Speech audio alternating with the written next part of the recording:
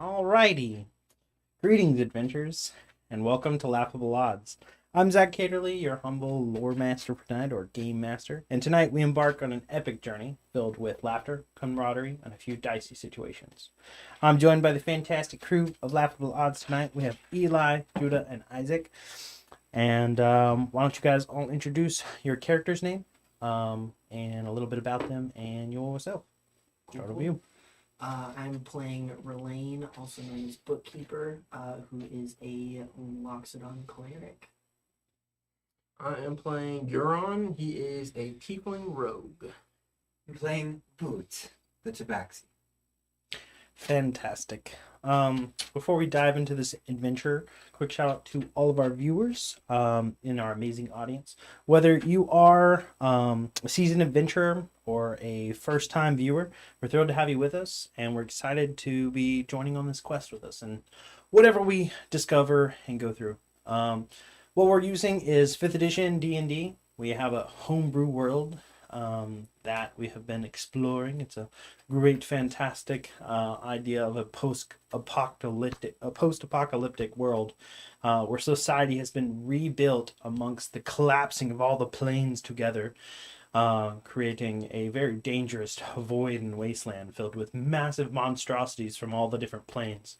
But a small surviving group that started Zenith was able to make this force field and grow it out further and further to protect the occupants and rescue people. And what we now are playing in is the result of 2,000 years of surviving in this and growing this area and shaping a world very uniquely to its needs. It involves a lot of working together from all of those that don't want to be in the void. And it's amazing what has been accomplished. It's a really cool world. I'm excited to explore it and show everybody. And that's about it. Before we jump into giving a recap, grab your snacks, get ready for an unforgettable adventure. Also, we stream every Monday. We had hiccup last Monday. We didn't get to stream, but Monday 7 p.m. Central Standard Time. Now with that, without further ado, grab your snacks and get ready for an unforgettable adventure. And welcome to Laughable Odds, Zenith. Let's go. So, our last spot that we left off just a few weeks ago was in the heart of a pirate lair. You guys had just been rescued out of the water after a very harrowing escape from being captured from an airship, and a very close escape, and A long day. very long day. But to being rescued by what seeming was merchants, to only find out they were pirates. And while they were gracious enough to bring you on board, feed you and get you back up to strength, let you rest, they brought you straight to this pirate lair to meet the pirate lord, the new pirate lord, that they weren't sure how this was going to go. And thankfully, this pirate lord is very gracious, a new leader that has set the pirates on a new mission, a much more noble path than what was set before. Robbing for a purpose. And that purpose is to right the wrongs of the last pirate lord. The last pirate lord was responsible for bringing in a kraken, smuggling a kraken into Zenith, in past all of the force fields from the void, and has been nurturing it and growing its strength for its own purposes to serve it within Zenith itself. And apparently this is something that has been under the radar for far too long. And with the new pirate lord, Draka Flameheart, a silverborn paladin, silver dragonborn paladin, striking down the old pirate lord in a duel and a vengeance, has been on a path for 2 years uncovering the secrets of what this previous pirate lord has done, and is now on a path to hunt this kraken down and eradicate it from Zenith for a hefty bounty. now that it has been revealed that there is one within Zenith. Krakens are very powerful, and hopefully it was not fully grown and still more of a juvenile. There's not enough information on this. All they are doing is trying to track it down. She has had a test for these newcomers amongst you and a few of the other pirates that felt like they were notable enough to be heroes, to step up from all the different pirate ship ranks to join in a little champion event, a test. You guys jumped into this cool little arena pocket dimension and had 3 harrowing combats of each greater difficulty, to which you did survive with a very clutch suggestion at the very end that passed out and told him, hey, he was alone. And the tentacles receded from the water. And that was all thanks to your bard friend, who unfortunately can't be here tonight. But as we pick up from here, you guys have successfully won favor with the new pirate lord Drac of Flameheart, and gotten a few items, and are now set to go on your way. You've been informed of a new and growing adventure league / guild called Chino, a up and coming system that's maybe 5 years old and has been trying to gain ground with its growth and adoption into being allowed into Zenith's main infrastructure to operate and pick up quests on behalf of all the districts, and has been growing favor. Draka told you guys about this after being the champions of this event and the heroes of this, that you might be interested in joining, not only to pick up coin, more magical items, and power, but also experience along the way, so that when she was ready to face down this Kraken, she can call on you guys to come help, as well as all the other pirates. She is telling that is their sole mission now, a new noble path to build their ranks, build their strength or power, trade whatever they can to bolster their ships and ready for a fight when they find out this thing, and hopefully unearth its lair and get it to come out and destroy it.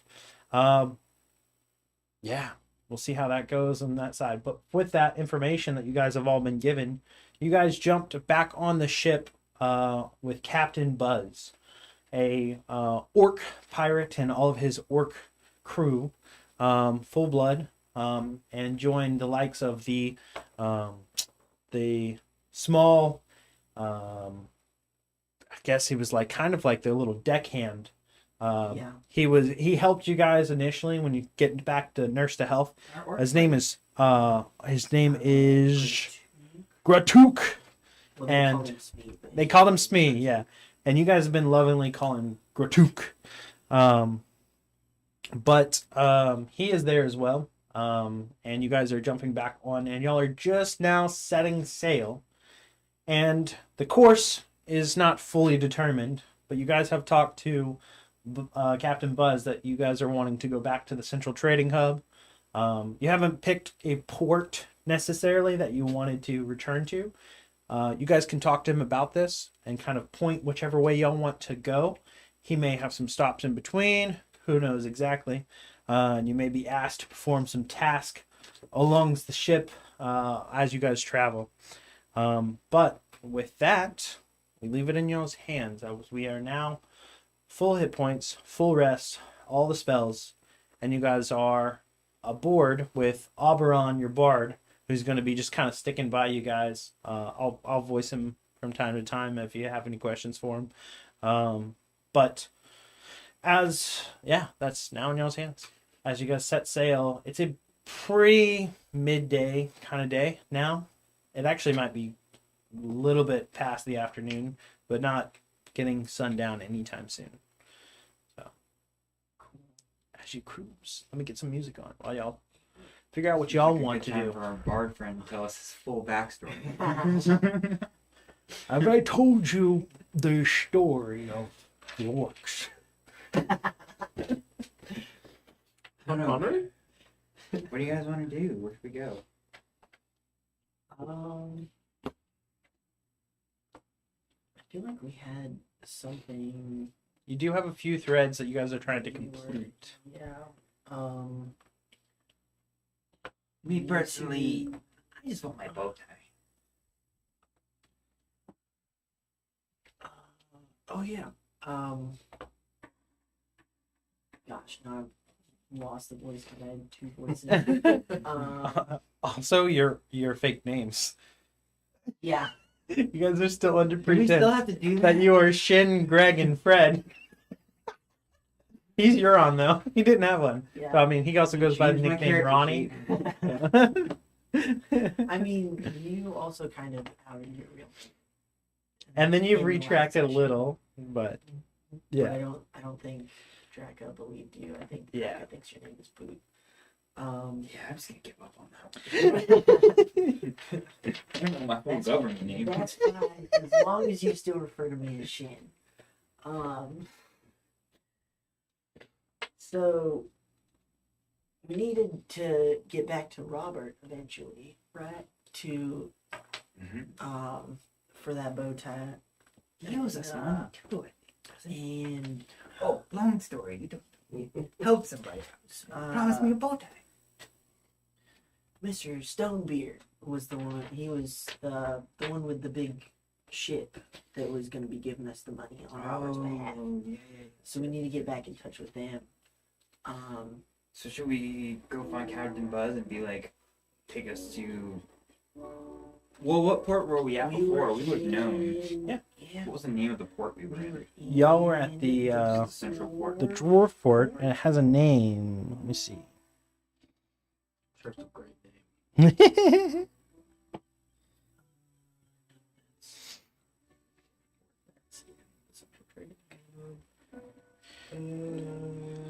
Iron Forge Anchorage? Yep, Yeah. the Iron Forge Anchorage. You got to it before I got to it. I don't know where my You can inspiration. Alright, I'm keeping up. I'm never getting inspiration. Eli is the backbone of our brain. I mean, it makes sense. I am. He is the bookkeeper too. That's true. Okay, so if you cool with heading back there? Do you have anything that you want to do? No? So I guess we'll try to find Captain Buzz if he's around. Yeah. We also need to deal with Al. By deal with, I mean we need to figure out what's going on with Al, and because he just kind of he was the one that turned invisible and hid. Oh, and our then just friend, he's kinda- with us too, yeah. isn't he? Kind of just tagging along on the ship, following y'all's movements. He wanted to stick with you guys. So, he was the spellcasty guy. Do I see Buzz anywhere? Yeah, I mean the ship. I mean it's pretty notable. Wherever he goes, everyone kind of slightly gives him birth, and yeah, so he's cam-manning around. I'll just walk up. I just want to go find him and get his attention and be like, "We think we know where we want to go. Oh yes, where is that? The dwarven port in this intrigue. It's called the The Iron Bone? No. No. The Iron Anchorage. Forge. Yeah. Iron Forge. Yeah. All right. So you want to go to the Iron Forge Anchorage? Someone knows me boat. A bow tie. I mean, you could pick up a bow tie anywhere. That's a decent sized trek around. We're right over here. We'd have to pass by the vampire, most of the orc district, and the warforged district back over there. That's a heck of a trip. We got a lot of people. Scared to sail. This is new to me. We got a lot to go in between. Well, I mean, what's in it for me to go that way specifically? Why can't we just drop you off anywhere? It's funny. I thought we were friends, but now it feels more like I- we're not friends. I'm getting some rumors that your name's not Greg. I have many.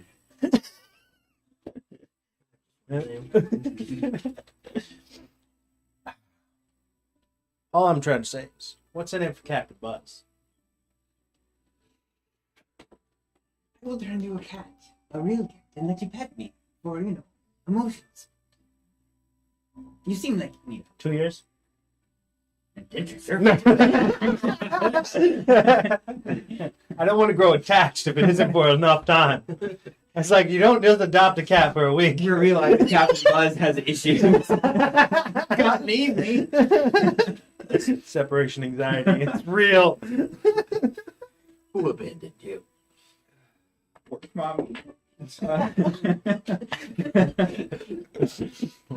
By the name Vlad. Do we know? Have we had any inclination where we would go to sign up for Chino if we were interested at this point?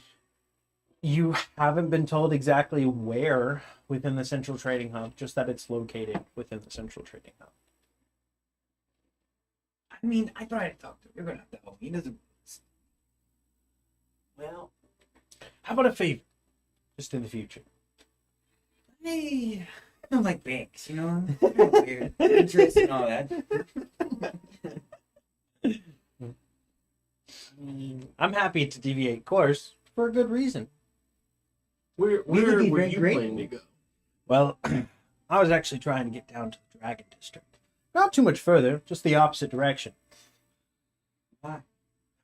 We have a little bit of dealings with some of the lesser forces on that side. I was given a bit of a hint from Draka that we may have some recruits there.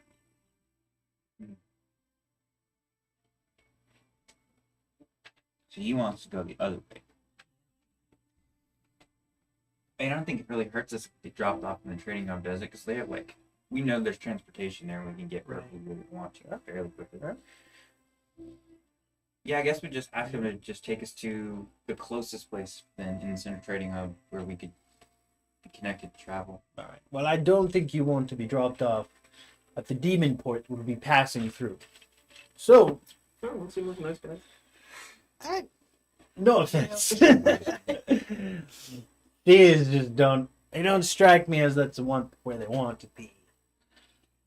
yeah, when they picked us up, we were on our way somewhere in the Demon District that did not seem like a pleasant place. That's not, why we blew. not of our will. So we maybe would want to avoid that just to be safe for now. It's understandable. Not all of my kind are as nice as I am. You have such a way with words, no? Well, Flamecrest Harbor is where you'll be headed. This is a rather notable one. Very large in size and scale. The bridge is truly, really remarkable. So, as we sail that way, had a few shifts in our crew. We have a few spaces we need to kind of fill in the meantime. Are any of you a good cook? Let me think for a moment. And are any of you notable fishermen? What would that just be nature, both of those? If you have proficiency with cook's utensils, No. then that would be. Since I don't think I have. So like beans and rice till we get to the point. Speak the option, huh?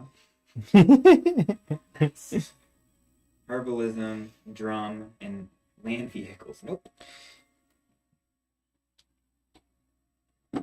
Realizing that I don't have a drum anymore because I lost it, I'm gonna start playing an air drum. Quietly. Soothing. Soothing. So he needs someone to cook and someone to fish, you said? Yeah. Fish. Wonderful. I'll fish. We'll see if you have your best luck with it. I've got a few extra spare poles, and I don't really have any nets. Never used the pole. Usually I just We're sailing. Want to lower you out with like a boom? interesting. But Sounds not like- really bad. Sounds like a shark bait. Shark bait. Ooh, Alright, I'll take one of the poles and I'll try to go fish. I could do that if you really wanted to. No, I kinda want to. Can you like lower me down on the pole arm? I'm down if you are, let's try it. Oberon goes, I vote for the pole. Alright, I'll take one of This the I got fishing to poles, see. and I'll go try to fish over the side of the ship. Alberon will pull out his lute and start to play.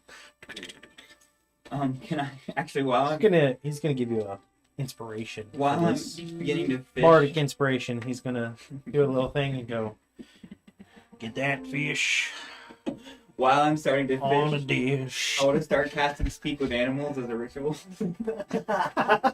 And once it's done, I want to start saying in fish that I have free food right here, where I am. Creative. I like it. Free food for the fish, and fish would look.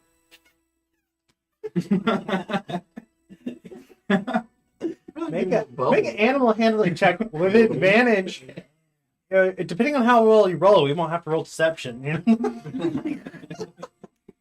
know? Oh, we're gonna need that. Is that the D6 inspiration?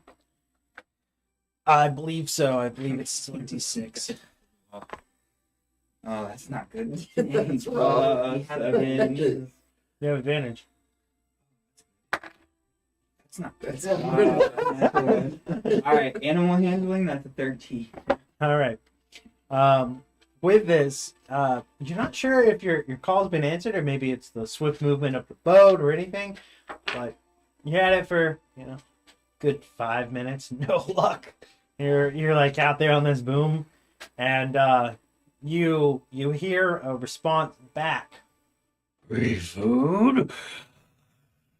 And you. How big does that sound? It sounds Really? very large. Can I tell what animal it is? You don't want to summon the Kraken. You can make a nature check. That sounds You haven't spoke a lot of fish, but it sounds good. sounds like a I'm kraken. not familiar with this dialect. Nature, 13. 13. Seems to be like a weird, like seems to have been hit over the head with a hammer or something. No, it's a hammerhead. Cool. As you start to see it coming up from the depths. I mean, we can eat shark. I'm thinking that sounds good. He said what now? I got so scared that I forgot what he said. He said, free food? Is my pole big enough for this? You're out on the boom, right? Oh yeah. Oh, we never. Okay, that's fine. Yeah. I thought that's what you were doing. That's fine. Yeah. So how close am I to the shark then? Very close. What do you want to do in this moment as I'm you... gonna reach behind me because I'm assuming I'm using my legs to hold on to the pole and like. I thought they were like just this. tied you to it. I thought they were just take My you, feet, tie you to this thing. and I'll go this way. Pull me up. Pull me up. Pull me up. Pull me up. Come with me. Pull me up. All right. So, what is your intention? Are you trying to just get out of the way? What's your move here? I mean, that's not a fish I could catch with my claws, so I don't want to die. I guess I'll just go back up. All right. Like, So- that's not what I want. With this, make an initiative roll. And Yeah, eat by shark. for I'd say for you guys that are here supporting, make a strength check to try to pull him back up. That's not for me. Natural 23. Oh, that's Okay. we can use that inspiration. That's here. pretty good. That's way better. That's a 19 for me. Okay. Should use the pole. Call me the steel string mate. Oh, that's pretty good. 23. 23. All right. So with that, what was yours?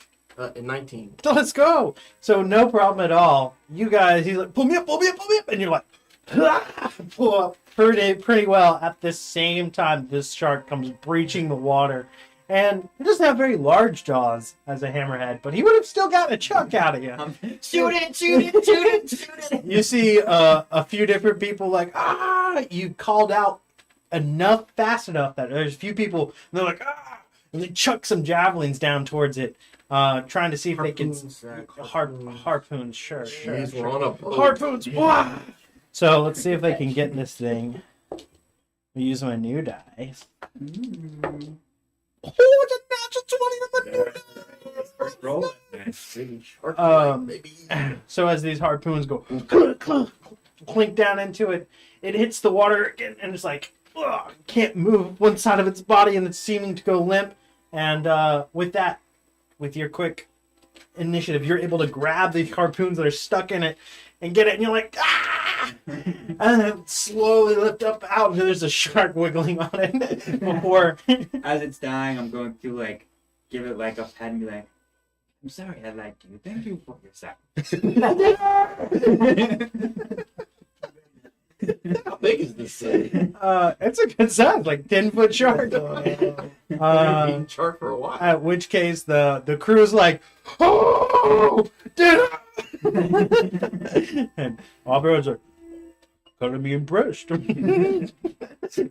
And so with this, you guys managed to win over a lot of favor with the crew, and this nice now new fishing story about how they lowered a cat over the side of the ship and came back up with a shark. And the bait and the hunter. Quickly after pulling it back up, it gets finished off and killed. And you guys fought a few sharks in the arena this past time, and you're like, all right, I'm feeling getting, pretty familiar with fighting these things now. It's not so scary, right? Glad we're not in the water. And so if you're like, anybody know how to lay this thing up? Cook it? If it's like a fish, I can, but I don't know the anatomy of the hammer. Aubrey goes, "I'll give it a shot." And starts into it. Onto the ribs. So with the best skill you have over the next few hours, though, are cooking this thing up, ready for dinner, other things like that. And moving into the night, sun's starting to set and other things like that. And you guys are informed that you guys are passing through some of the demon sector of this whole canal, like sea area. And they're like, well, I hope nobody goes overboard, so make sure to stay close by. It's not the best place to go off. Look at them stars. Say what? He's not foreshadowing. And so, looking up, you guys see the dome itself has this shimmer across it, and it almost plays light off of it, kind of akin to the northern lights in a way. Sometimes you'll have certain reflections that seem to come from other parts of Zenith, whether it be just refracting some of that light and moving around. But in some of the first hours of sunset, you can usually see quite a bit of dancing of different colors up in the dome itself. But beyond that, the stars are there, a vast distance, an unknown area far, far away, where not much has been studied and observed due to the restricted nature and change with the void and the clashing of the calamity of the convergence of everything. So there's a lot of mystery about what the heavens have been reshaped to. And that is something that not a lot has been discovered, even from all of these past 2 millennium about it. But it sits there beyond the reach. A nice calm night. You guys hear a crack in the distance. Everybody make a perception check. That sounds like a wave. No idea what that sound is. If I have proficiency, does that mean I have advantage? Nope, No. just add that bonus. So 23. 10 for me. natural one. You sure? Yeah, I rolled 6 Check your skills. plus 4. Oh, okay, I thought you had expertise. So with that, I'll roll for Auberon to natural 3.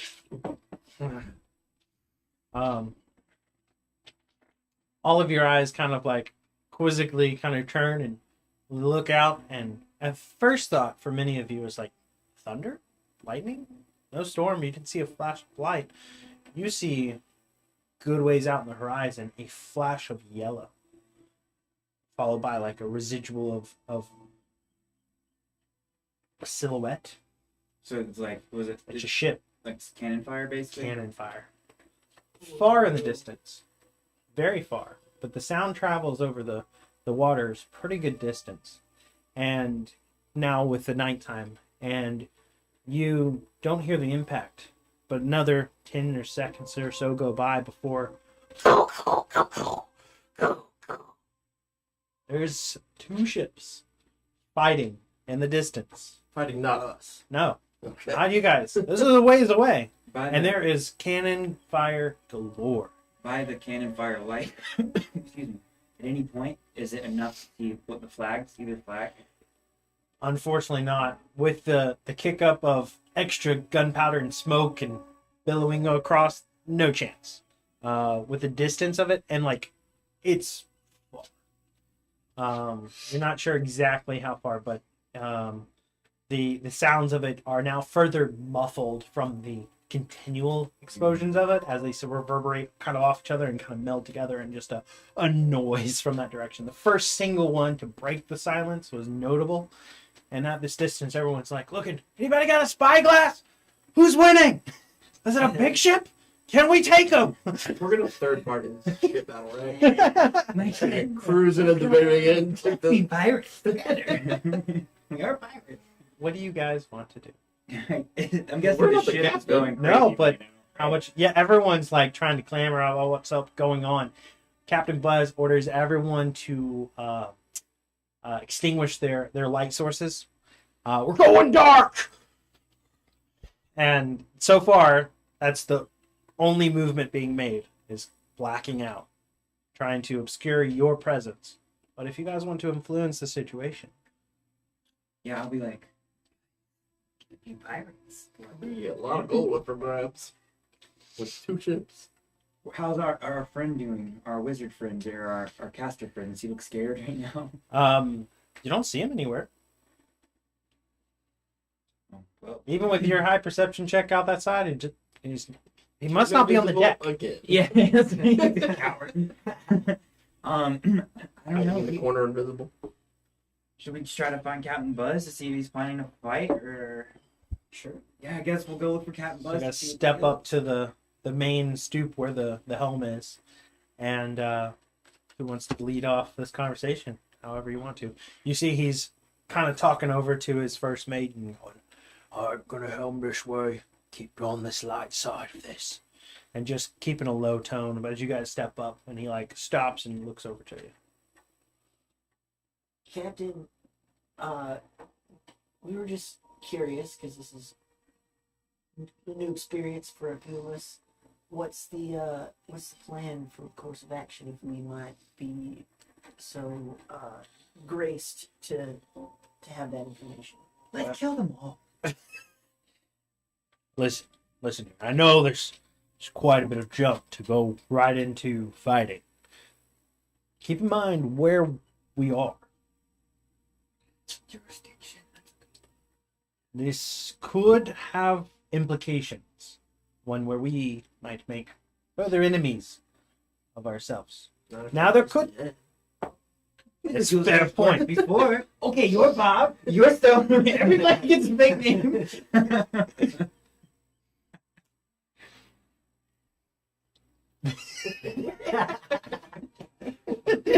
We ignore him a lot too.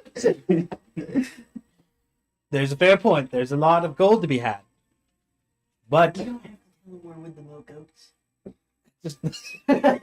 that's true. We don't have to have that implication. Or if things go south, they go real south.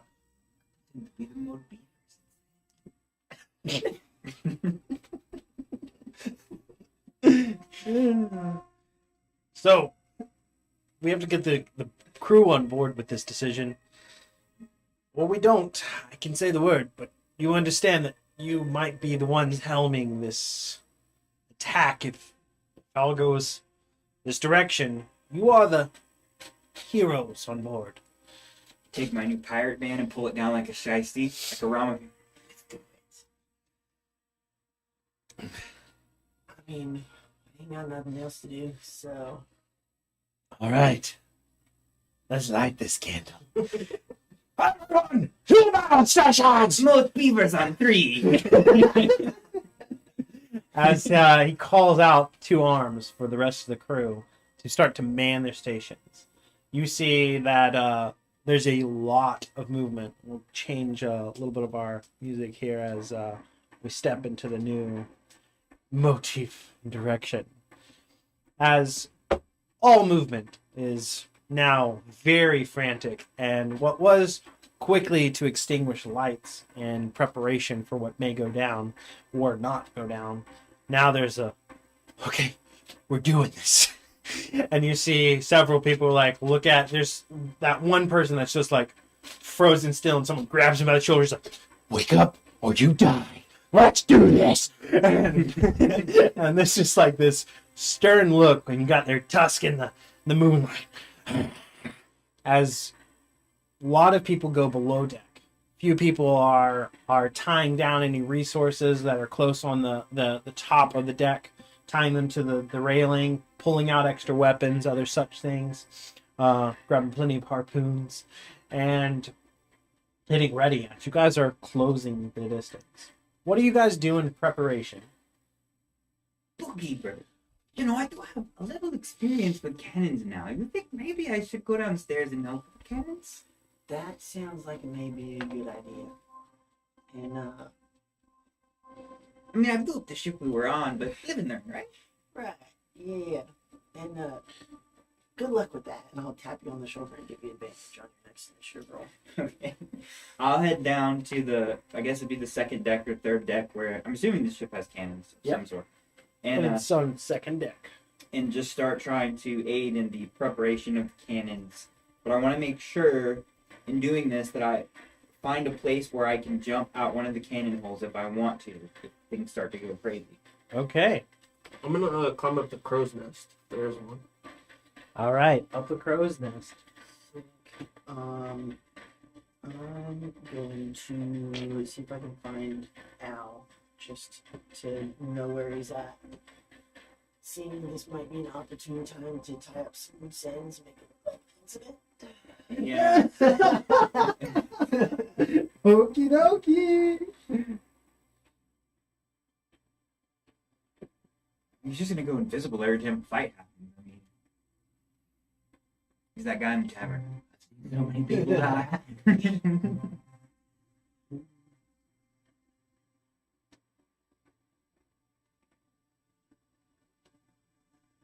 Like Travis Willingham's character in season 2, like he's like, I've had other adventuring parties. What happened to him? Well, you see what happened.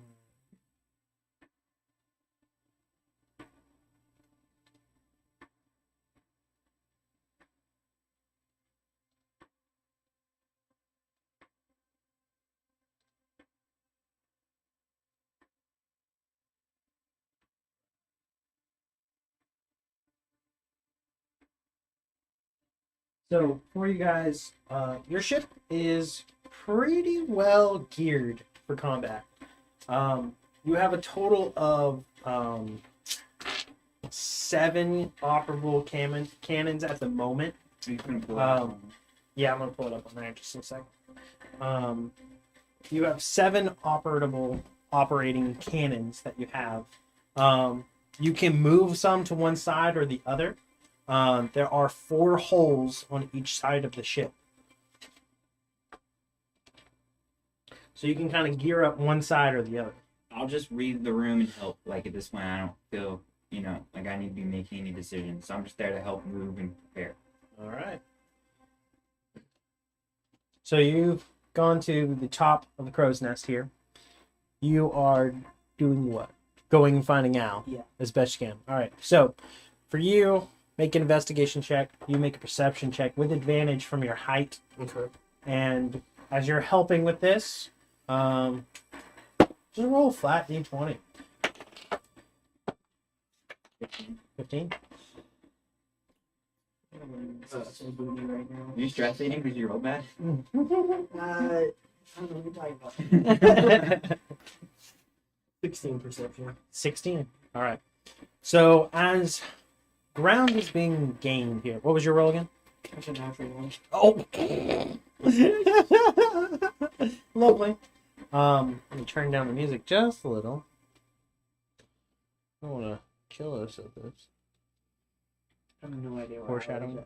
We're all taking 2d10 psychic damage from the music volume. Yeah. As you are approaching this battle that is in the distance, you can see that the cannon fire subsides almost as quickly as it begins. And that's how a lot of cannon fights go. A lot of times is sometimes it's hard to reset. Sometimes too much damage is taken to subside, continuing to fire it off. And you see in the distance as the smoke is billowing up, there's a little bit of fire on board one of the ships. It starts to give you a bit more of representation of what's going on as you guys are getting ever closer. You start to pick out that there is one ship that's about the same size as y'all's. A little bit lighter in wood colors than yours, and seems to be so far the winning ship. As the other ship, a little bit smaller in size, is boarded, and there is a fight ongoing on the smaller ship. And kind of what you're seeing in this moment is that if you guys can get up on the opposite side of the winning ship, they're distracted heavily on this side. So if they can just hold and maybe you guys don't get seen and pull up and unload in close range, oh, the devastation could be dramatic. Can I tell like general numbers of how many people are over there? General. By estimation, probably 80 to 90 people between both ships. I'm gonna run down. We'll go tell the captain what I saw. Nice.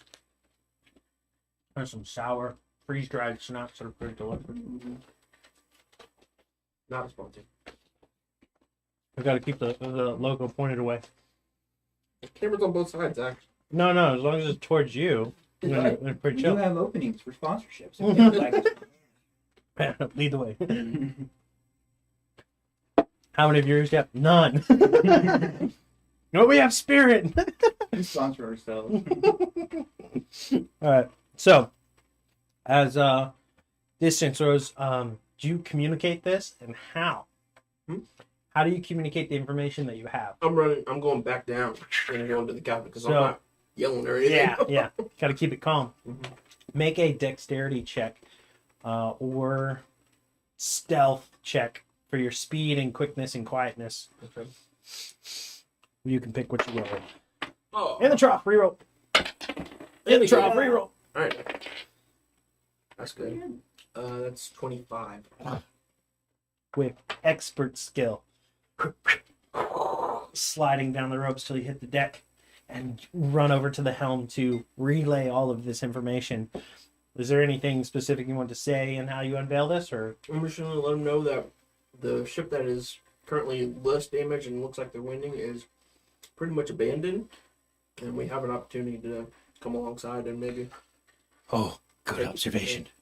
So, do we need to hard around? Yeah. I see I can see a little bit what you're talking about. It's hard to see from down here, but I've got the picture. Thanks.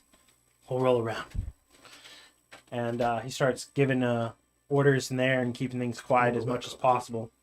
You push back up to the crow's nest. For you're starting to help with preparations. You get told from relay of information in about 5 minutes or so. You guys have already started shift cannons over to the right side when everyone goes down and says, "We gotta shift them on the left side. That's what side we're gonna be attacking from." And you're like, "Oh, crap." So everyone's moving them as best they can and shifting and loading up the 4 windows on the left side of the ship to get ready for the attack. On your side, you don't find none. You're moving through the ship and trying to see what you can, and as you're getting a little stumped, you're like 5 minutes into trying to find him. Is there any other tactic you would employ?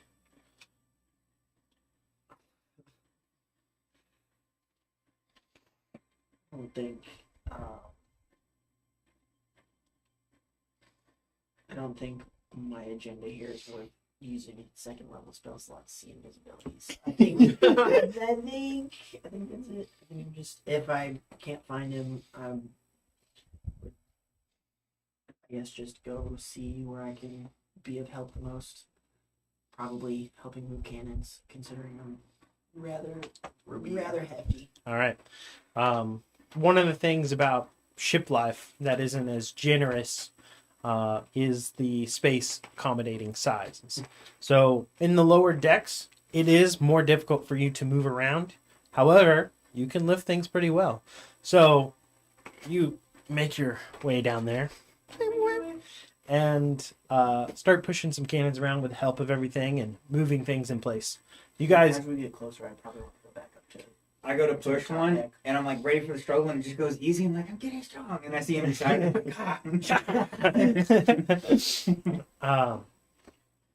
as Oberon is like, I'm almost done cutting the shark. Storing something later. He starts stuffing it in barrels and like, don't worry, we're not gonna lose this. He pulls his And- cup out, sticks some in, and then puts it back. Shark fin soup. And as preparations are made, you guys are now within just a few hundred yards. For the sake of the ship, I'm going to have you guys roll for some of the outcomes starting out. Even though your characters don't directly influence them, for the sake of the RNG of the game on how the situation goes, I need each of you to roll a d20. You, however, can decide which each of these d20 results will land for. One, for the stealth of the ship. Probably me. Two, for the maneuverability. So the bonus to these, there is none. It's just going to be flat rolls. Okay. So whatever you get, you guys will discuss which result goes to which of these things Okay, so we can pick after we roll. after you roll. Sick. So and then the third one is going to be the X factor of unknown. So What's going on back there?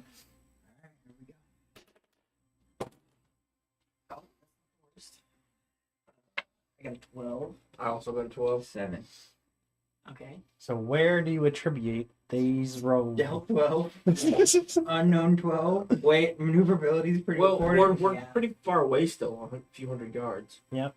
So maybe. So it's the outcome of closing that distance. Okay. So Where do we put a 7, guys? I mean, we could gamble. We don't know. We could gamble on the unknown because we don't know what it is. Yeah, and we kind of need to be in the right position either way. Here's the thing. The stealth matters, yes, but let's say they see us and they're on the other ship fighting. That's fair. Will it matter as much as we think it They're will? not going to move quickly, Mm-mm. no matter whether they see us or And not. that's a 2-front battle with noise and everything else. Like, I'm just putting that out there. Do we Yeah. put a 12 in unknown, scrap the stealth, and make sure we get there and we're not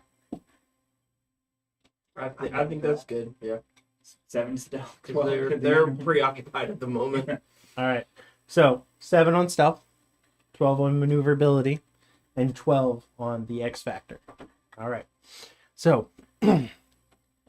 as the ship is coming closer, you guys have already made a good size rounding in direction.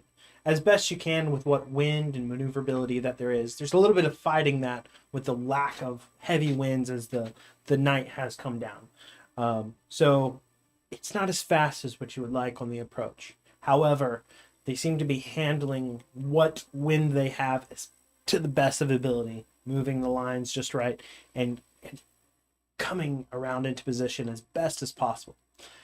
However, it is along the movement of this that something is unsecured on the deck as start to keel around and throw the churn. Something slides across the deck and careens on the other side, hits, splashes over, makes enough noise Not that the shark. makes enough noise that there's enough attention brought y'all's way as y'all are pretty close actually. But with the speed of it all, you can see the other ship starting to, hey, we've got a third party! And there is movement and hectic rambling of all this stuff. There's trying to scream out to call back to this ship. Everything is breaking loose. But what you do see was that on the right side of the ship, two ports open up on that side of the ship where you guys are coming to. They're ready to supposedly fire back. As in these moments, as we're getting close, I'm gonna go back up to the top to try and reconnect with my people. okie doke. So you head up to the top deck here and are getting ready for all this. You run into Relaine and Oberon that are on the deck level, and you have Ronnie up top on the crow's nest. Anything you communicate or say at the moment? I just want to make sure we were together before the fight started. As I'll slide back down the crow's nest since we're up on the boat now anyway. all right. As everything pushes in to just creeping by, there's no element of really surprise of holding back. So as soon as possible that they see anybody has seen targets, they're like, open fire, and firing what bows they have and other things that they have at anybody that peeks over the side. And you see a few things exchange back and forth. So we will go ahead and show you guys a map. At this point, can we see the flags at all to tell who these people are? As of right now, with the darkness and everything, unfortunately not. I want to see if I can zoom in on this. Could I, at some Control wheel. point, before we start Yeah. getting close enough to actually board the other boat or do whatever we're gonna do, can we start making longbow shots or? anything Yes. like that? So if you guys have a range shot you guys want to throw out, go ahead and roll for that. Is this going to be disadvantage because of vision, or do we have? Yeah, it would probably be disadvantaged because there is not a whole lot of great light and Well, I have dark distance. vision. And distance part of it too. What's your range on that? 60 feet, I believe. Yeah, definitely at disadvantage as you guys are Mine approaching. was whatever it was.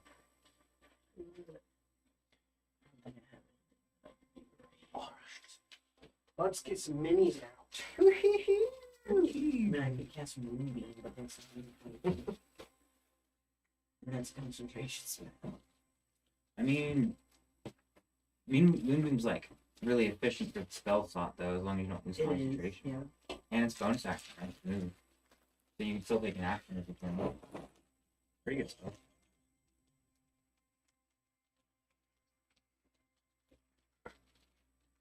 I just don't know if it would be better to. This the winning. This is concentrate on your the ship coming up to the other one that was winning. So, as best you can, put orcs on this one. And then, I don't know if there's what all's in this pack here. But we'll stick over by I the would, I guess as we're closing in, I would cast Bless. I'll subtract them once we sort them. Up to 3 creatures of your choice within range, so the 3 of us get Bless. What is that modifier? Plus a d4 to all attack rolls and saving throws for the next minute, or until I lose concentration. Probably better. So, where are y'all's minis? They Probably out on this there. side, on this side? Oh, they'll be they in the might- case. Yeah, they're back up. In a second. Can you give me the bear as well, please? Yes. There.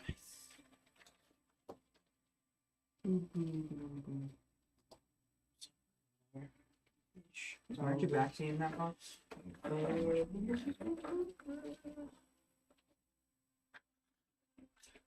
Don't see him. Oh, I had asked Ben about yours too. I forgot about that. See. Here, let me see. It's small and gray.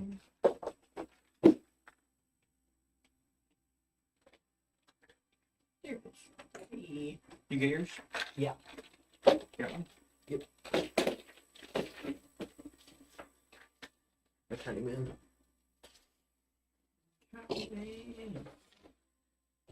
I forgot about the bear. That's sick. I need it for the size difference. Like honestly, you almost have to have it to remember. Yeah. Otherwise, you end up treating it like it's a medium creature.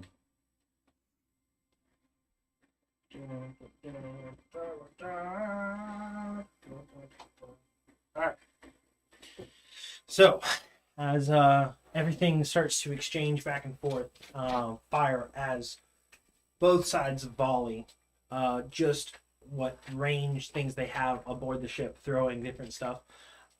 You see that it's at the distance and the chaos of it all. Most people take cover easily, and it's hard to hit. As rolling up, cannon fire is now unleashed. I'm going to have you guys roll for y'all's cannon shots. That is going to be 4 shots from you guys. So one of you guys can roll twice. And then I'm rolling for theirs. You're going to add a +5 to this. I rolled 2. 2! Total of 6 and 8 with +5. Okay. That one. That one? 3, so +5 would be 8. Okay. So with these shots, as these fire out, either powder was wet and it wasn't as effective a shot, and it seems to hit the hull and fall off, or careen at a perfect angle. You're finding these shots not as effective as they were because the highest one was an 8. Yeah. Yeah. +5. Yeah, we had 2 8s. I made a 19 I had a on my rolled a longbow nat shot. 1 and a Say what? I made a 3. 19 on my longbow shot. Oh, 19 on the longbow shot? Yeah. Cool. That will be effective. As these ring out, their first cannon shot in response is very ineffective. However, the next one is critical. Rolling a natural 20 on its shot. As it blasts and takes out the 2 cannons on this side and destroys like 4 people in the midst of it. Just as cannons get thrown and moved aside and blasted apart and fragments, and it even seems to hit like a gunpowder barrel and just a good not great start to the beginning of this. You guys are out 2 cannons here at the start. However, with that, I need y'all to roll initiative.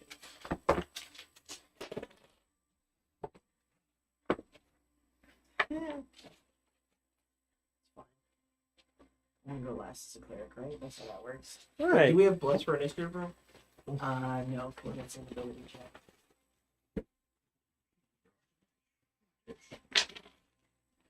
I need that. You should be advantage on initiative. It was still bad, but I appreciate it. That was still beneficial. All right.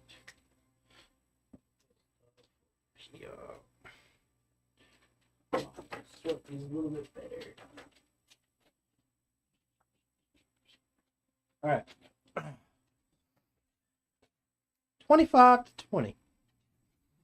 Nope. I'm about to get this pirate ship. 20 to 15. 15 to 10. 10. 10 and 12. Yours must be bad. Yours was 12. Mine's short. Yours 12. Okay. Sorry. If you remember to, you can use guidance on initiative, but you were already concentrating. Yeah, 7. 7. True. Who wants to roll for Oberon? I will. Rolling bad. Natural 18. Ooh. Great. The guy who's not here gets to get the initiative. Yeah. So get this listed out. So bad. Yeah, it's been rough. I'm gonna have to just change out my dice at the break. We're all going to jail. No bail. Anything less than a 10, right to jail. That's from a meme. Right to the trough, right to Forget to add modifier, right?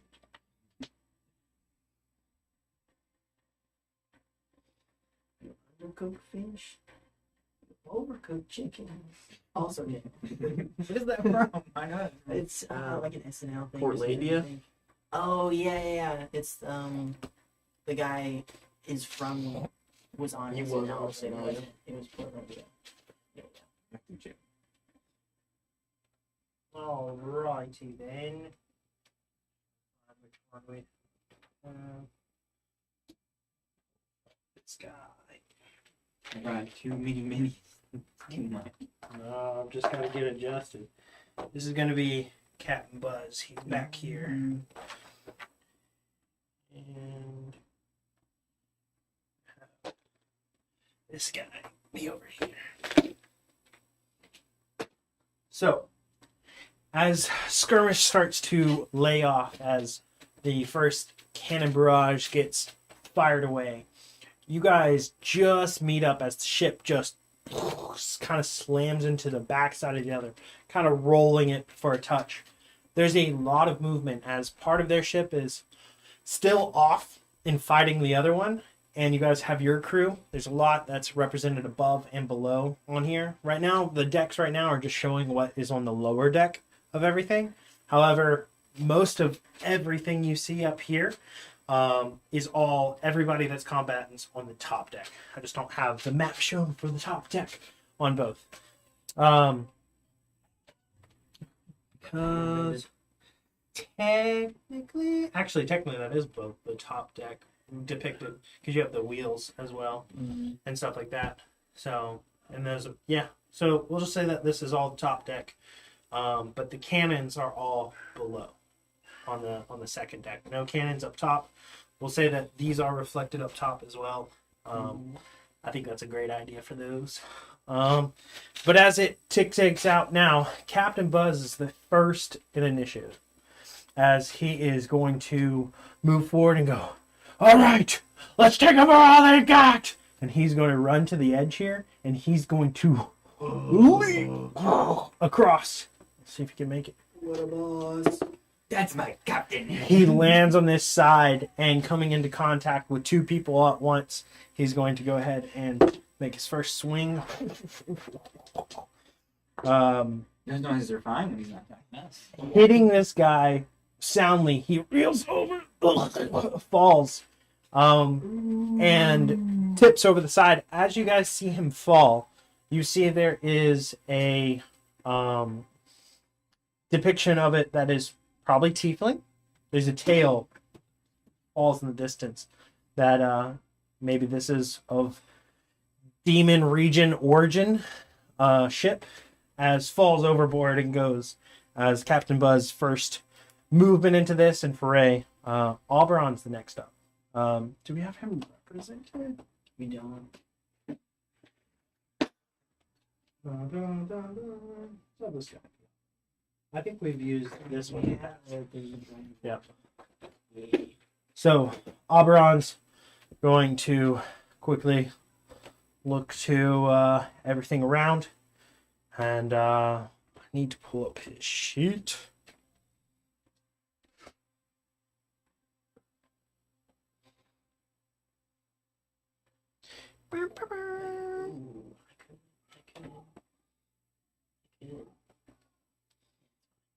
Could what? If I had cast Bless at second level, I could have gotten Auberon too, but it's fine. Okay. If you wanted to retroactively, I wouldn't mind. But Did up you to already you. take this first guy out, or did he accidentally get knocked over? He is taken out, so you can remove him if you want, or leave him falling over. All right, Auberon is going to quickly assess the situation. Go. You see his cloak billowing in the lack of wind, and he's going to look at the one that's right in front of Captain Buzz, and so go. Looks like you smell as badly as you fight. and cast vicious mockery on this guy. So he's got to make a save, and unfortunately he succeeds. It's like, there's no way you could smell me. Well, I actually fight pretty well, so I smell pretty good. My self-confidence. He's just confused. So casting that, he is then going to look to Euron and say, let's see what you got. And give you a bardic inspiration. Okay. As now, on that side over there, this commander of the other ship is going to cast animate objects. Oh no. Gross. Get the fourth level spell. I don't know that. I don't know that game, but in person, I know that. It's bad. We might have gotten a little over our heads here. We totally just joined a guild and then talked 50 people into their death. Start keeping track of how many ships we've demolished. Add three to the list. As the barrels on your ship come to life. Oh no. Ooh, that's cool though. Those minis are sick. Oh god. These two are tied down, and they are getting out of their binds as best they can. You see a few of them picked up some tankards and a broken bottle, and these animated barrels coming to life, ready to fight as they start to slog forward. They roll their own initiative, so we'll see when they go. Okay. And that is that turn. As we will now go to the cannons on the rival ship. As they are now using this turn, you can see the barrels of the cannons haven't returned back to their holes yet, as they seem to have, after being blown back, are being reloaded. And at the very end of this, they are being inched back into their slot, ready to fire again, but they don't get to fire this go. Then these guys all start to go, as swinging aboard from their ropes and throwing grappling hooks. Two of them manage to and come aboard, ready to fight you guys. These guys are going to jump and boot. You're going to be met with some obstacles here, as the rest are seeming to start to either move into place or are occupied. Few combatants are rushing up to Captain Buzz here. These are going to try get the higher ground and get ready for doing some attacks there. For Boot, you have two attacks coming out against you. We have a 18 and a 12. 18 hits. 18 hits. As coming streaking across, catches you across one of the shoulders, gives a good sized gash. You're going to take 9 slashing damage. And seem to be fighting fairly fierce, but a lot of these people are already kind of weathered and have taken some damage either from errant shots from you guys from when you came up, or from other shots from across on the other skirmish that it's been ongoing for the last 10 minutes or so. There's been a lot of back and forth on their side. And it looks, for the most part, that the other ship is pretty quelled in its ability to defend itself. There's still some occupying, distractions of like, we're still dealing with this problem, but they're not really a force that seems to be able to fight in this. So you're coming up on a more weakened force from their interaction. However, they are the winning interaction and still have some morale on their side as they're ready to shed some blood. Boot. I got a few more of their turns before you go. So action, move, action, move, action, move. Against Captain Buzz, there's going to be 4 attacks. So he is currently alone. As you see skirmishing back and forth, Captain Buzz parrying one with the end of his great axe and kicking the other and pushing one back as another one steps in. It's a good fray. He takes a few hits, but overall he's holding his ground pretty well. As Boot, You are up. These 10-foot squares are 5. 5 foot squares. I would need to plan. All right. I'm going to use my bonus action to pounce, Okay. so I can move up to 20 feet to an enemy's space without provoking an opportunity attack. Sick. So it says pounce. I think that's a jump. I would assume I can move 20 feet. Yeah. All right. So I'll jump over where he is, and then for my action, I will just dodge. All right. So you jump over, ready to assist Captain Buzz in his foray here, taking no attacks of opportunity and going into dodge. Nice. Solid. You're on. You are up. Is You have- climbing 2 right next to you. is climbing movement different than walking movement? It is. So I'll probably have you make an athletics check or a dexterity check for acrobatics to climb. Back up the crow's nest. Yeah. So you have I'm 2 gonna people with you right now. disengage. So use an So action can I use my disengage. bonus action to disengage first and then my action? Unfortunately, not the bonus action. I don't think. Unless are you a rogue? Use The your rogue own get the action. disengage? Gets it up Yes. to- So cunning action, you can use your bonus action to disengage. Disengage, climb up the crow's nest. All right. So you jump back and start climbing. Do you want to use your action to dash and use extra movement to get up? The height of this, if you roll above, I'll say a 16, you can get up there in 1 round of movement. Otherwise, you're Okay. going to need your dash to get up there. Okay. That's a net 20. Let's go. So you quickly rope back up to the top, and you have the high ground now. What do you do? I'm gonna make an attack, longbow attack, on this guy here. Okay. All right. And he is right with Rain. Oh, no, that is your friend here. Oh, okay. This one's yeah, your buddy. that's an orc. These enemy. So this one you would have sneak attack on because it's engaged here, Yeah. or any of these here. Okay. I'll go for this guy. All right. 12. I think that's plus 5, so that's 17 to hit. Yeah. All right. So roll and then roll your sneak attack damage as well. Roll Okay. damage. and Yeah.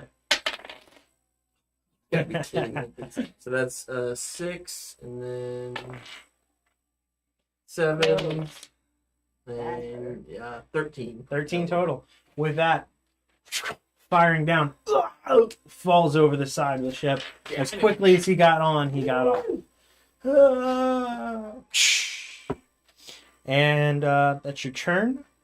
Now, on your side, the 2 remaining cannons that you have are being ready to be fired and loaded down below and getting rolled back into place. They are not ready to fire this round. Bookkeeper. Cool. Running up in here. Somewhere in there. And then I'm going to.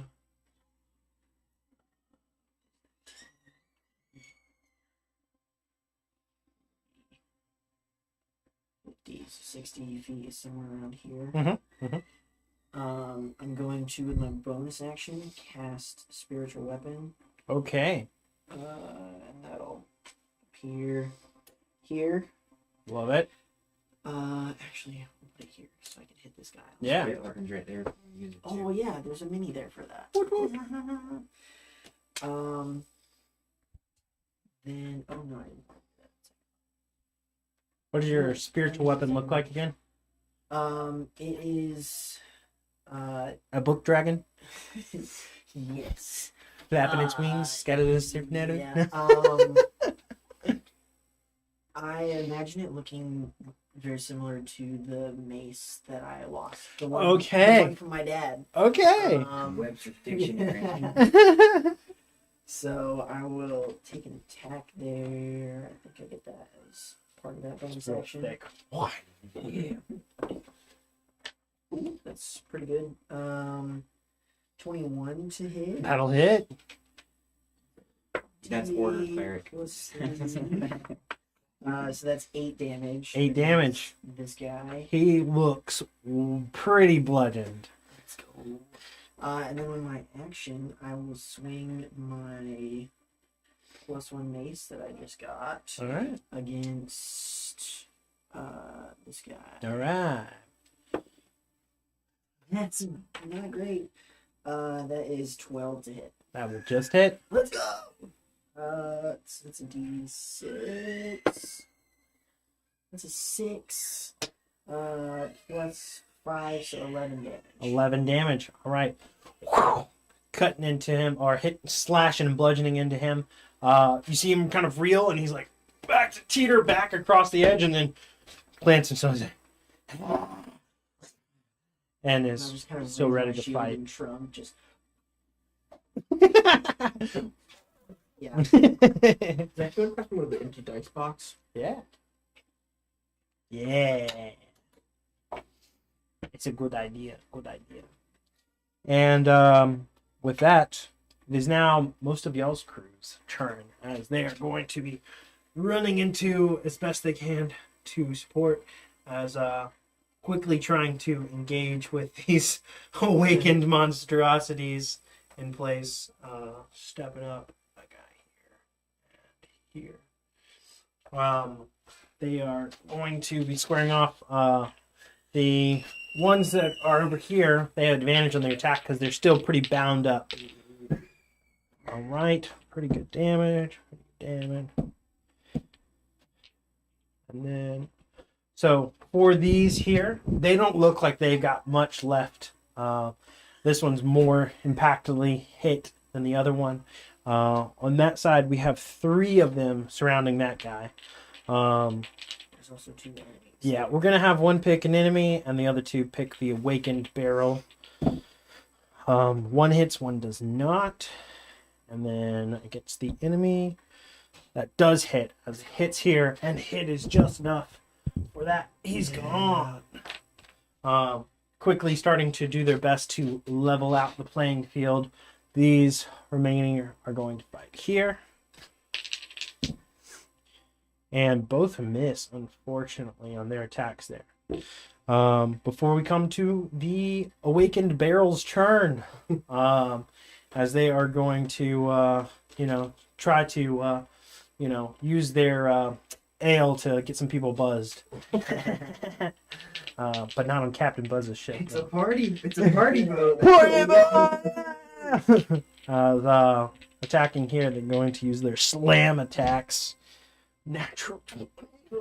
As this one conks this guy, and he didn't seem to be made of very thick stuff as he goes down, but he seems just unconscious as the slam has knocked him outright.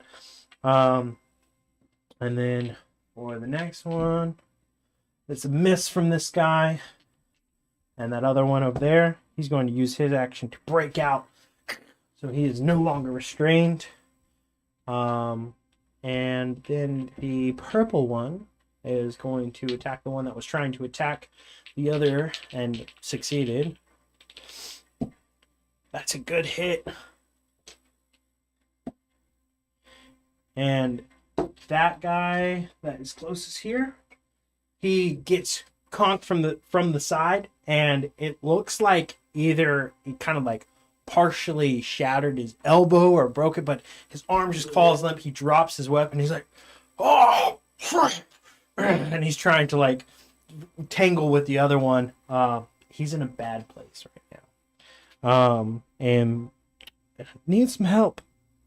Help! Call the ambulance. All right. As Captain Buzz is now up, he is going to make his attacks here. Before he does so, he's going to go into a rage. And using reckless attack, first guy. Second attack here. Not the best. I think that still hits. It does.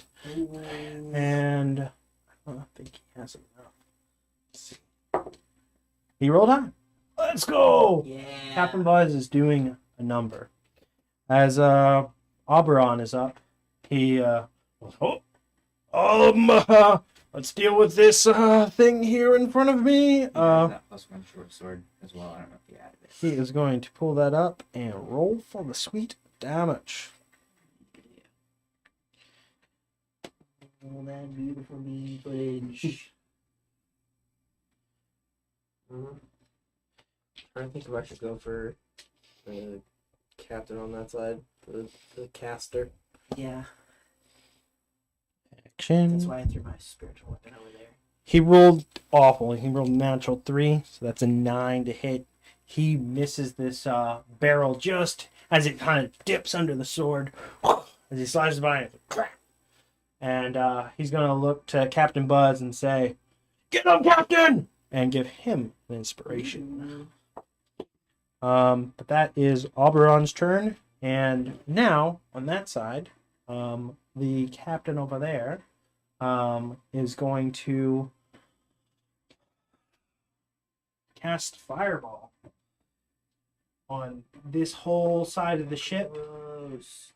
He's going to put it up pretty high. It's going to hit his 2 summons, but it's also going to hit you as well. So make a dexterity saving throw as this burst of flame comes flying out that side.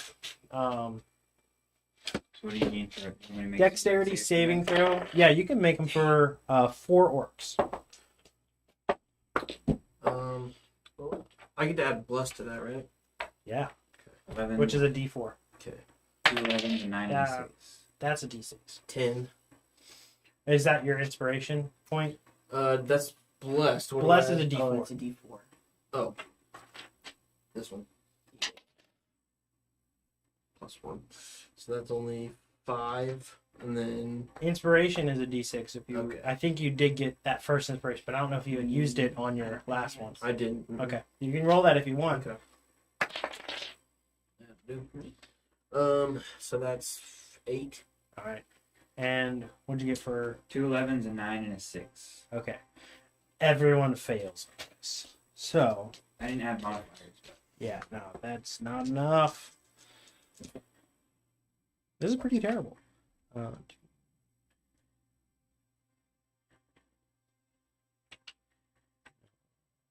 no, is it gonna? Well, actually, it might cook the shark. Actually, Wait, what is it? It's not bad. fireball. It might cook our shark. Well, at least I'm fire resistant. That helps. Yeah. That definitely helps.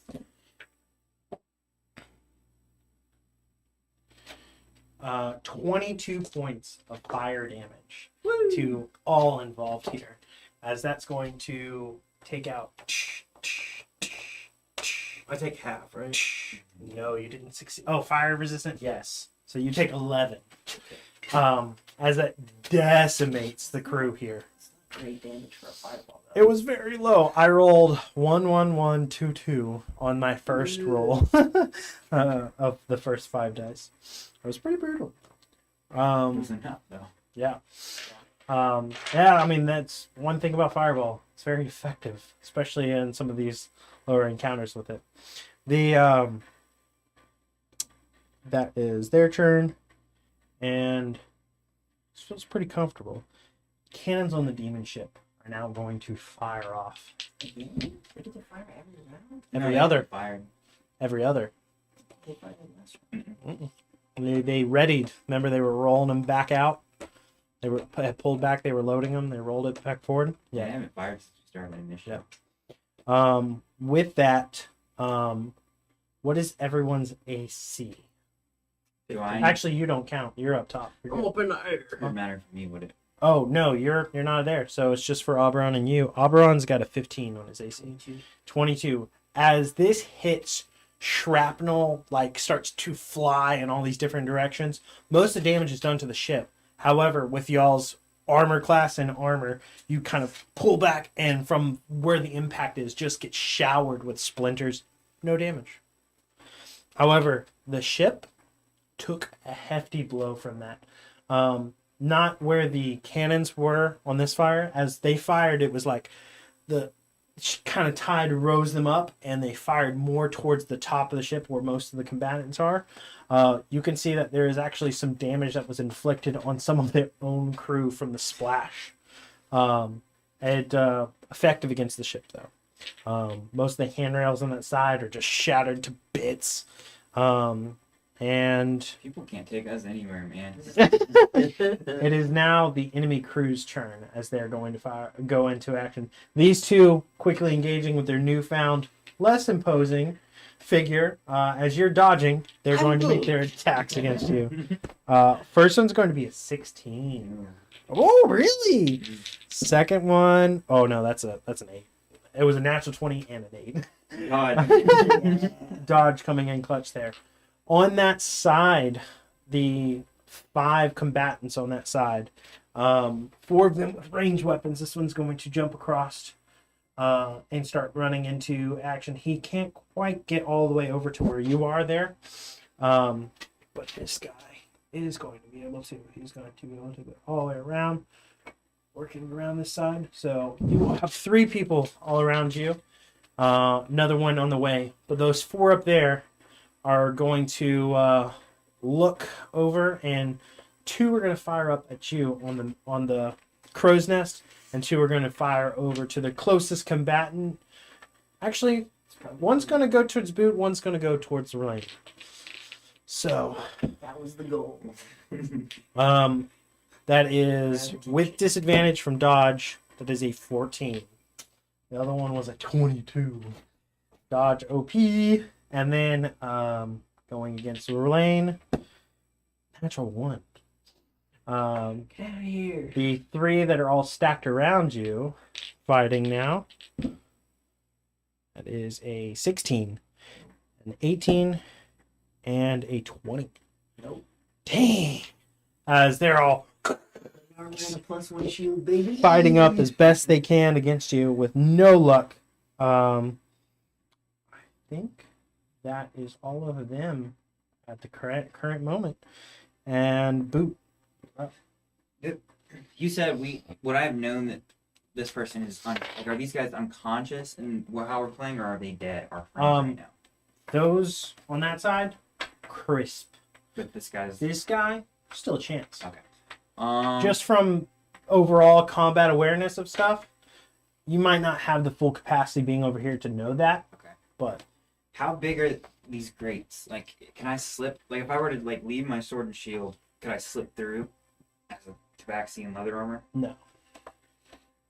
And the stairs down, or probably somewhere like in a door over there. Right, yeah, you can go down underneath.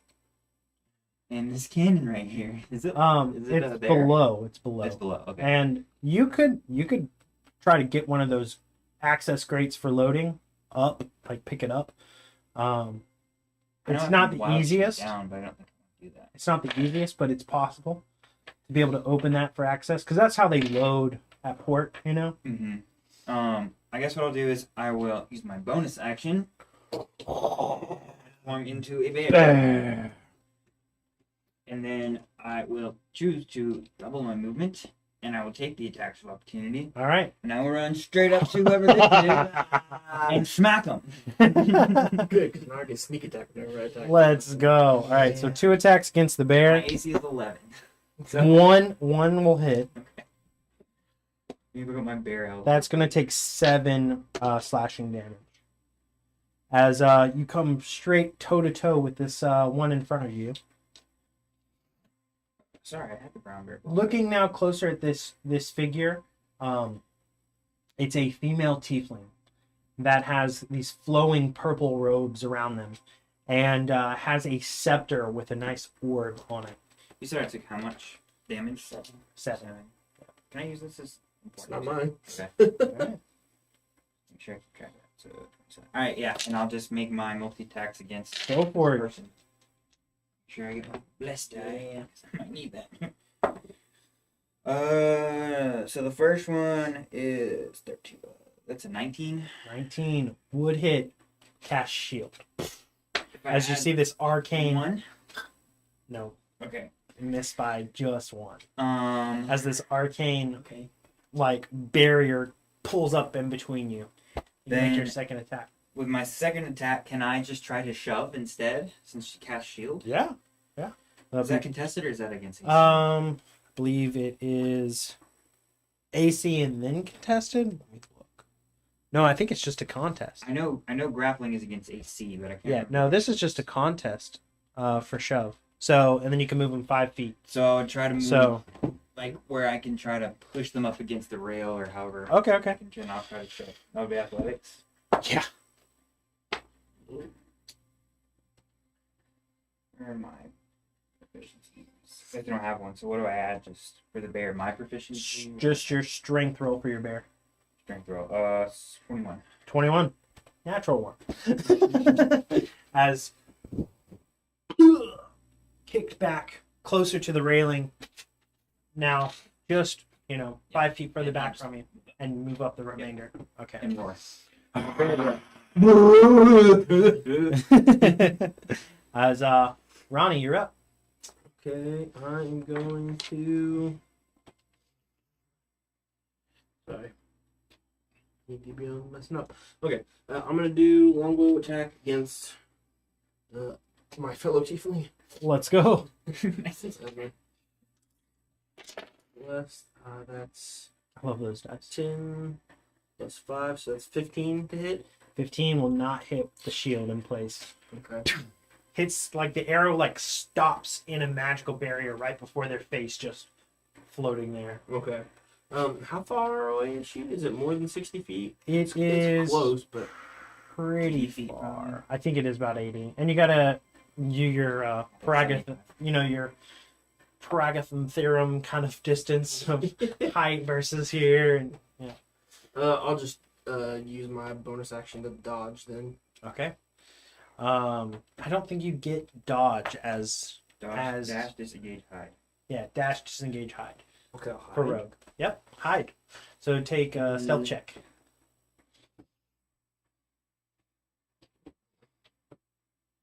I know it's plus 8. Oh, not 20. You feel very effectively hidden. You blend in with the masked or shadows that are up there, and the archers that were currently where did he fire from? Did he jump down? Where'd he go? They have no target on you at all. And with the billowing of the smoke from the cannons obscuring some of the view, you use that. You're a ghost. As now the cannons on the orc ship have their chance to fire. Who wants to roll for the 2 cannons? There are 2 shots. Ready? 1-1. Go for it. Serving with you. Oh no! 15. 15 is effective. Go ahead and roll 4d10. Okay. Ooh. I'm gonna need some D10. I only have one. I'll just do. There we go. Oh. That's 6, 9. Go. Was that 2 and 10? All right. With that, impact blows a hole right near where their cannon is on their ship, taking out the cannon crew and that one cannon on that second level, just decimating the lower side. So now they only have 1 fighting on their side, and you'll still have 2. Hefty damages back and forth between the 2 groups right now, but you're not sure who's coming out on top. It's pretty back and forth right now. As bookkeeper, you're up. Let's go. We're gonna rinse and repeat. We'll take my bonus action, attack with a spiritual weapon against the same guy. All right. Is so that's 20 to hit. Yeah, 20 to hit. Let's go. You That'll have hit. on yourself too, I think. I do. 58. Gross. That is 4 more damage. That's exactly what you needed. Let's go. Good. 230. Yeah, all right. We're going 5. And then we'll attack the same guy in front of me with All right. an ace as my action. He had a pretty low AC last time. It was a 12. 19. Yeah, I You definitely hit. then. Because it's 25 or something. Something close to that. That's another 6, so 11 more damage. All right. This one seems to be just barely hanging on. Gross. You thought for sure there's no way, but he holds strong here, and he's wavering a little bit. Seems that to have been one of the healthier ones though on this. But Now. Oh, and with the rest of, because I can move this also with Yeah, my yeah. bonus action and move it 20 feet. So somewhere in there. Sounds Not quite, great. but Orc fellows are now up. The two that are next to the barrel are going to make their attacks against this guy. No problem. They take him out. And then they are going to move this one on the side. This one gonna go over to this one. That guy's left, and that guy's still up, but he's gonna go after this one. No, he misses, and then against that one here, that will hit. Let's see if he can take it out. Foray of splintering of wood, and this barrel that's animated, just like, and tries to jab him with his broken bottle. As I think that is our remaining orc side that you guys have able to fight on the top deck. is this one? I think these two are enemies because they jumped across. Yeah. These two are, Yeah. and this one is, and this one is. Correct. I think that one might have been one of y'all's, so I'm gonna have him attack as well. That'll miss. All right. What you guys have remaining of like fighting forces are down below at the moment and are tending to some of the damages to the ship, as well as trying to get the cannons reloaded and in place, ready to fire again. Lots happening on, a little bit of chaos about. With this, goes to the awakened barrels that are left. There are two that are left. One far side, natural 20. He firmly whacks this guy over the head. He's going to make a save to try to not be stunned. He is good. Still toe-to-toe with the barrel mancer over there. And the red awakened barrel is going to go against Oberon with a natural 20. I'm pretty sure that's the fourth natural roll as a barrel. Dude, they're effective. They'll be coming back. They will. This will not be the last time we see these barrels. Spent too much money on minis. With that, No, hurt ourselves. Oberon only takes 12 points of damage from this, but that is half his health. That's disgusting. All right, and now, back around to Captain Buzz, as he is like, let's dance, and first one's gonna hit, Did that help? second one's gonna hit, Hey. and that is one more occupied down. All right. Somebody should have taught this guy about taking care of your weapon. Yeah. That's why he died. Oberon is now up. He is going to look at the situation, look at all those all around him, and he's like, not so great. He's going to do a heal on himself. He's going to cast Healing Word on himself, and that's 1d4 plus 3. Max. Feeling good.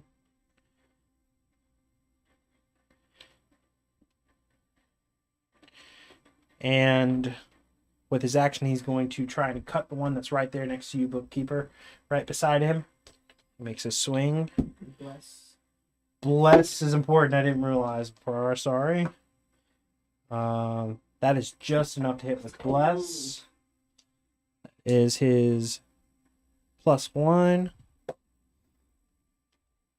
That is total of 8 damage against that guy. He looks to be pretty effective, but not down.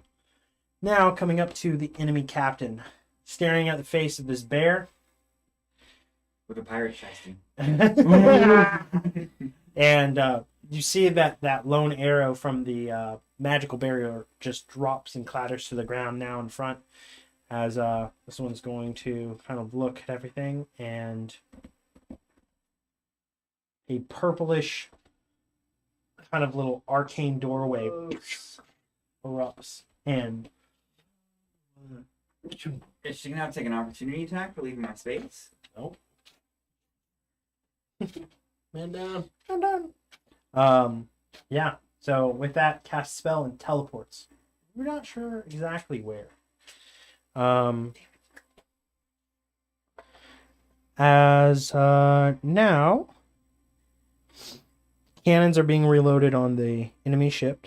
And now the enemy combatants up. The three that are right behind Boot are going to quickly reload and fire at you. Bear. That is a 24 to hit, 18 to hit, and a 7. No, 8 to hit. On 2 hit. All right. Surprising. You're going to take 7 and 6. My brain, so slow. Okay. All right. With that, the other ones, we have 2 that are going to fight Bookkeeper and 1 that's going to go after Oberon. Actually, 2 that are going to go after, because this one can now get around. So the first 2 against Oberon, that will both hit. Oh, dude. He's going to take What the? Ooh. 12 points of damage. He's not looking the best. And now against Bookkeeper, 2 attacks here. That is a 20 to hit and a 17. As your impenetrable defenses have no shot. The one that is next to Captain Buzz, seeing the other 3 that have fallen in close succession, grits his teeth and goes, he's trying his best. His advantage on this tactics. The Reckless, that will hit.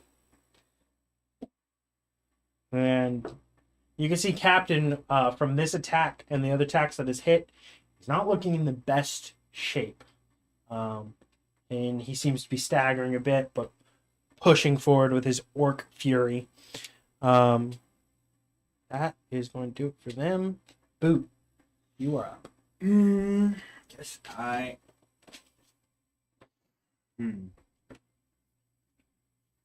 She disappeared, and I saw there was magic involved, so Correct. I could probably assume that she's not here. Not in my immediate space at all. Like, not invisibility. Like, Right, not invisibility. Definitely like step through like a little mini portal and just went bloop. Alright. Then You're I'll just not sure where. turn around. Go over here and attack. Beautiful.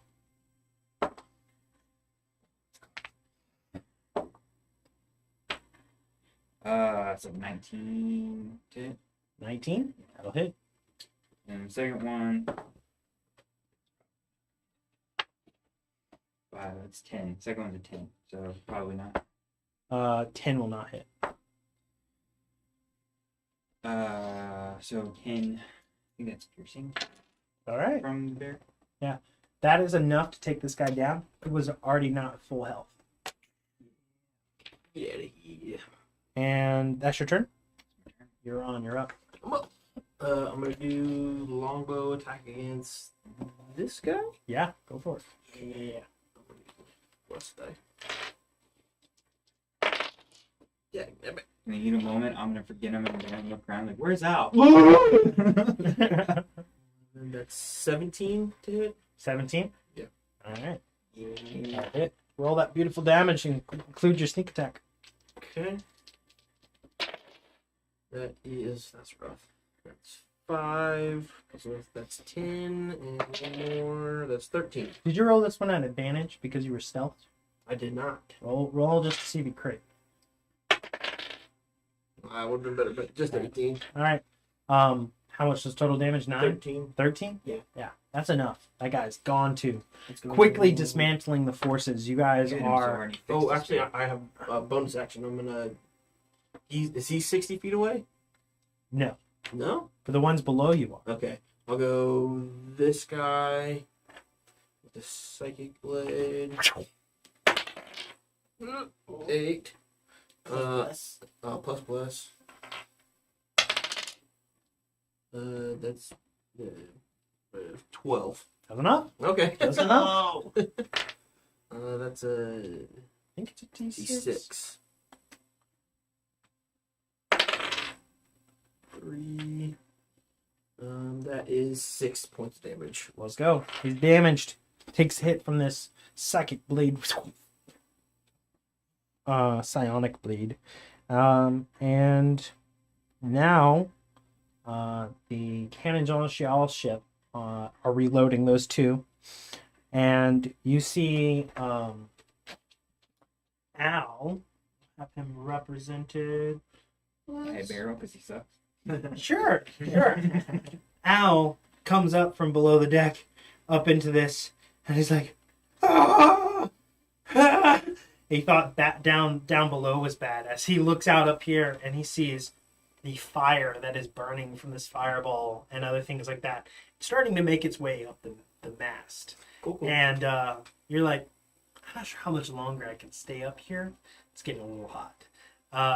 Al looks to all of the conditions here. Both you guys see him step up, and he's like, "Ha!" It's invisible. The barrel was invisible? No. The previous mage friend of y'all's. Gotcha. Guys, he might not be the vibe. I'm just saying, he might not be part of the group. And Why did you even come out here? maybe bad down below. He may have found that that's not where he wanted to be anymore. As that now goes to bookkeeper. Sick. You got 3 around you, 4 really, if you got the one behind Yeah. Oberon, and Oberon is taking some damage. Yep. I'm gonna spin around, kind of hit Oberon with as I spin with a healing word. Okay, and good bonus clarification. Good clarification. I thought you were gonna kill him. Just hit him real hard. action. Gross. That's a He's one. not here. Let's just take him out. Yeah. Flapping. So he gets 4 HP because I rolled a 1. It's- Oh sucks. no! Every But- bit helps. Yeah. And then I will attack this guy here. All right. Spinning around. We're going to use a tusk attack because that's more fun and I get more damage potentially that way. Gross. It's fine. That might be enough. No, that's not enough. I don't think. 11 to hit. Now, just missing by this guy, unable to hit. You, however, do heal Oberon, and he is thankful. For the orcs, we have 3 that are still up on y'all's side, attacking the barrel. He is successful. He can win this battle, and he is. He's successful. Takes out that guy. As now these 2 here with their quarry. One misses again. This guy has hit nothing. Gross. And More use for this that. one here does land his hit. And Please. it doesn't finish this guy off. He looks pretty worse for wear and is like faltering in strength. But it's like this unyielding zombie that's like, I will get you. We're still kind of rambling forward. You see like ale and its contents being emptied from below it as if it's bleeding out.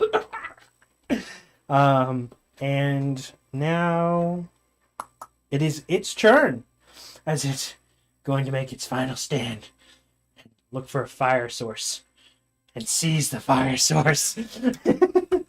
And he's going to start running towards the fire to jump into it. As it leaves my Yes. range. These guys are going to make their attack of opportunities as well.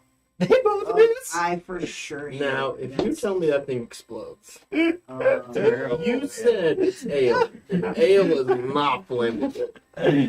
Character knowledge versus in-person knowledge. It is- We have to assume. It is awakened ale now. Okay. It's in a volatile Fancy. chemical state. I for sure hit. Magic beer explosive. Got it. Write that down. We need to use that in the Write that future. down. With Bless, that's a 29 to hit. That will definitely hit, sir. So it takes 10 damage from my mace. That's enough. And you cut this thing down before it is willing to jump into the fire. And for clarification, it wouldn't have exploded, but it was just trying to go out blaze of glory. Okay, Add to the problem. gotcha. All right. So, with that, we kick around to the top of the initiative, and Buzz is up. He is looking a little bad, but he is going to announce to infinity and beyond. Buzz, buzz, buzz. Yeah. Copyright attack. I didn't finish the statement. And yeah. Easily cuts this guy down. Captain Buzz, 4-0, Let's go. pulling his weight. And he is going to move forward and rip open this grate and look down to the occupants inside. And he's going to back up a hair out of their view, ready for what he's going to do next. And Oberon is up. He's got the 2 at his back. He's going to cast another healing word on himself. Max again. They don't know about Buzz's weakness. If you just open his helmet.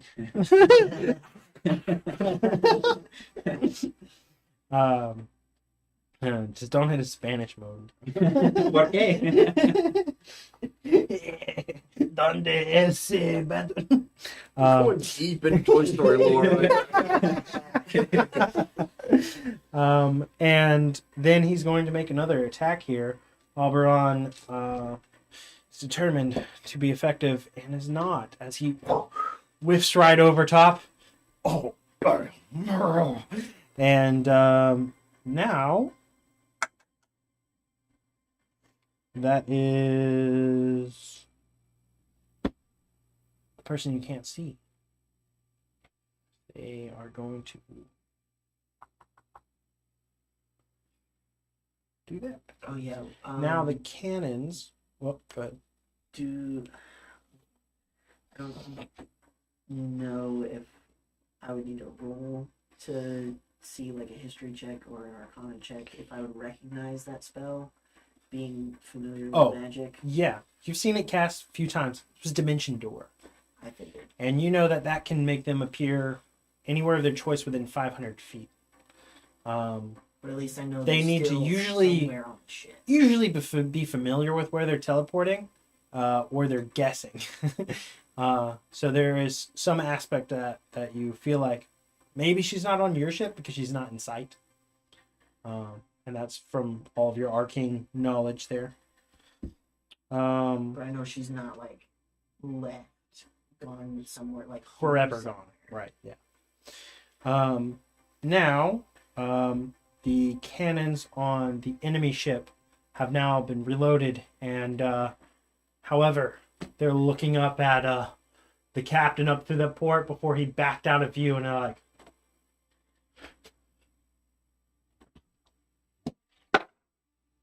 "What this going on?" And they fire out, and it hits low on y'all's ship. I need somebody to roll a d20 to see how bad of water you guys are going to be taking on from this. I don't know my crap. Y'all want me to do it? 6. All right. So as it hits and impacts, it cracks and sunders low below the waterline. However, it's not a devastating, critical, ship's going to be going under in a minute kind of thing. And y'all's crew is moving to try and stop this detrimental leak that could potentially bring the ship down. Now the demons are up, as the one nearest to the bear is going to create some distance. And and before he goes down the stairs, he's gonna fire. That's a 17 to hit. You, Mr. Bear. That is 9 points of piercing.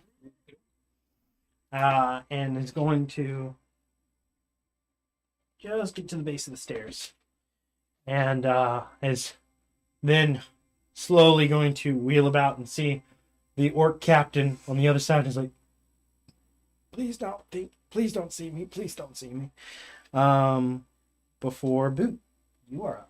So this is now. Oh open? wait, we got a few more on this side. It is open, yes, but we have a few more on this side. We have 4 combatants there.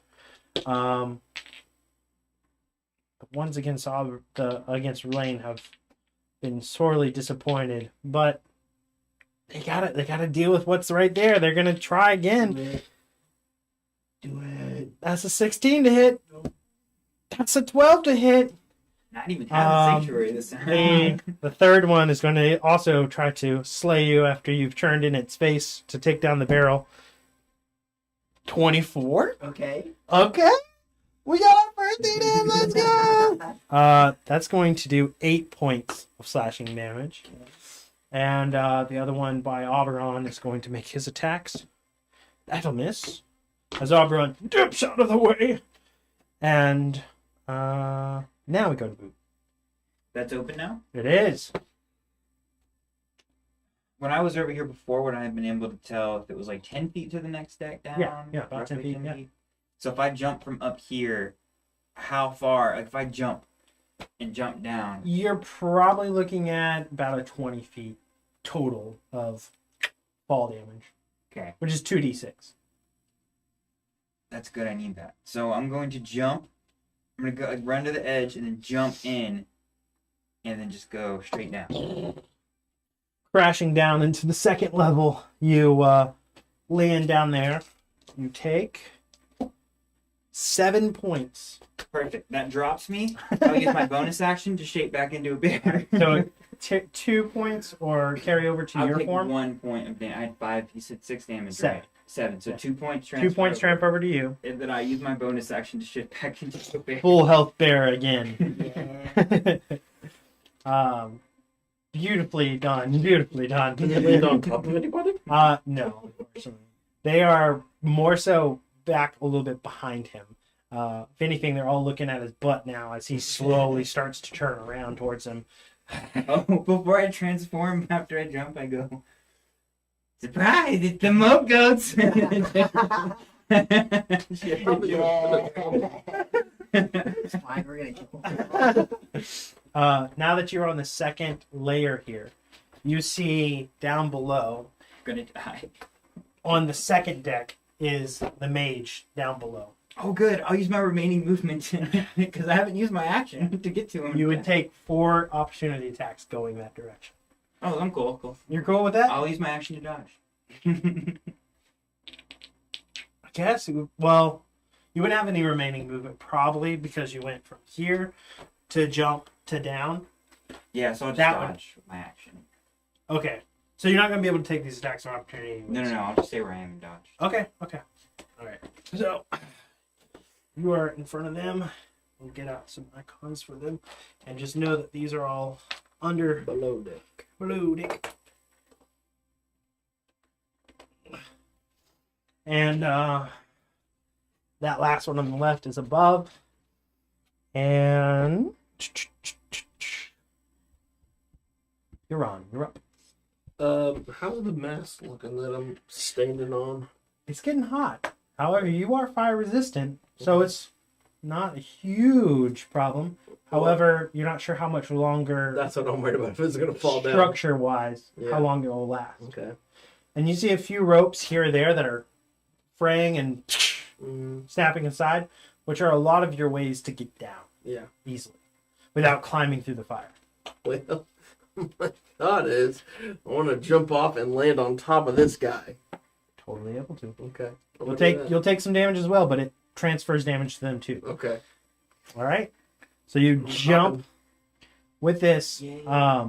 As you make your descent, you weren't hidden last time, so there's no like super surprise in this Yeah. effect. However, roll a dexterity saving throw. Okay. As you jump and fall down, you're guiding your way to try to use their body to cushion your flow Is and that transfer damage to them. It's ability. Saving throw, yes. Yes. Yeah. that's bad. That's 12. Well, all right. You are going to take 5 bludgeoning damage, Okay. and you see that this is rather impactful to this person, and you like almost like crumple them to the ground as they land, as you land against them, and they just kind of like get back up. Actually, he'd be still prone, and I'd say you are not prone, but he is, and dealt some damage to him. Okay. But it is still your action and Yeah. bonus action. I'm gonna do a rapier attack against the guy that I landed on. Nice. At advantage because he is prone. Okay. Yeah. That's 14, 12, so 14 plus 6, I believe. That will definitely hit. Okay. And you can apply sneak attack damage. Alright. Is 10, 15 for the first attack? Oh, actually, one more. That's 19. Come on, so take him out of here. He's for sure gone. And As then- you descend on him just in like almost Nightcrawler fashion as you like land on him, prounce off, and then go straight through him. And then I still have my bonus action, right? Yeah. Okay, I'll do Sight Blade on that Yeah, guy. hit him. Oh, that's rough. Plus bless. Yeah, bless. That's not great. That's 11 to hit. Unfortunately not, just streaks past. That's Or your no, turn, I'm sir. sorry. Plus 6, so 12. That'll hit. Okay. Roll that beautiful damage. Alright, so I that's forgot to roll a concentration check when I got hit, but I rolled like 18 or something, so I'm sure. Okay. that is 8. All right. With that, he is almost down. He is so close. For the crew down below that is manning the cannons, on a even number, they will fire the cannon that they have the cannons that they have ready. On an odd number, they're just going to go attend to the damages that have been done. Even. So they fire both. Roll me 2d20 for you guys on their attack. Oh, 16. 16? Huh? 6. One is just going to careen too much into the water, slowing it down. The other one is going to hit. Roll 4d10. Oh, that's pretty good. 6, 12, 21, 25. 25. So, in a beautiful display of gunpowder and cannonball and splintering of this, it fires and pierces through the hull of the ship. Spray of this, and in the process, I need you to make a dexterity saving throw. Jeez. As this cannonball is oh so too comfortably close to this large bear. You get blessed because it's a saving throw.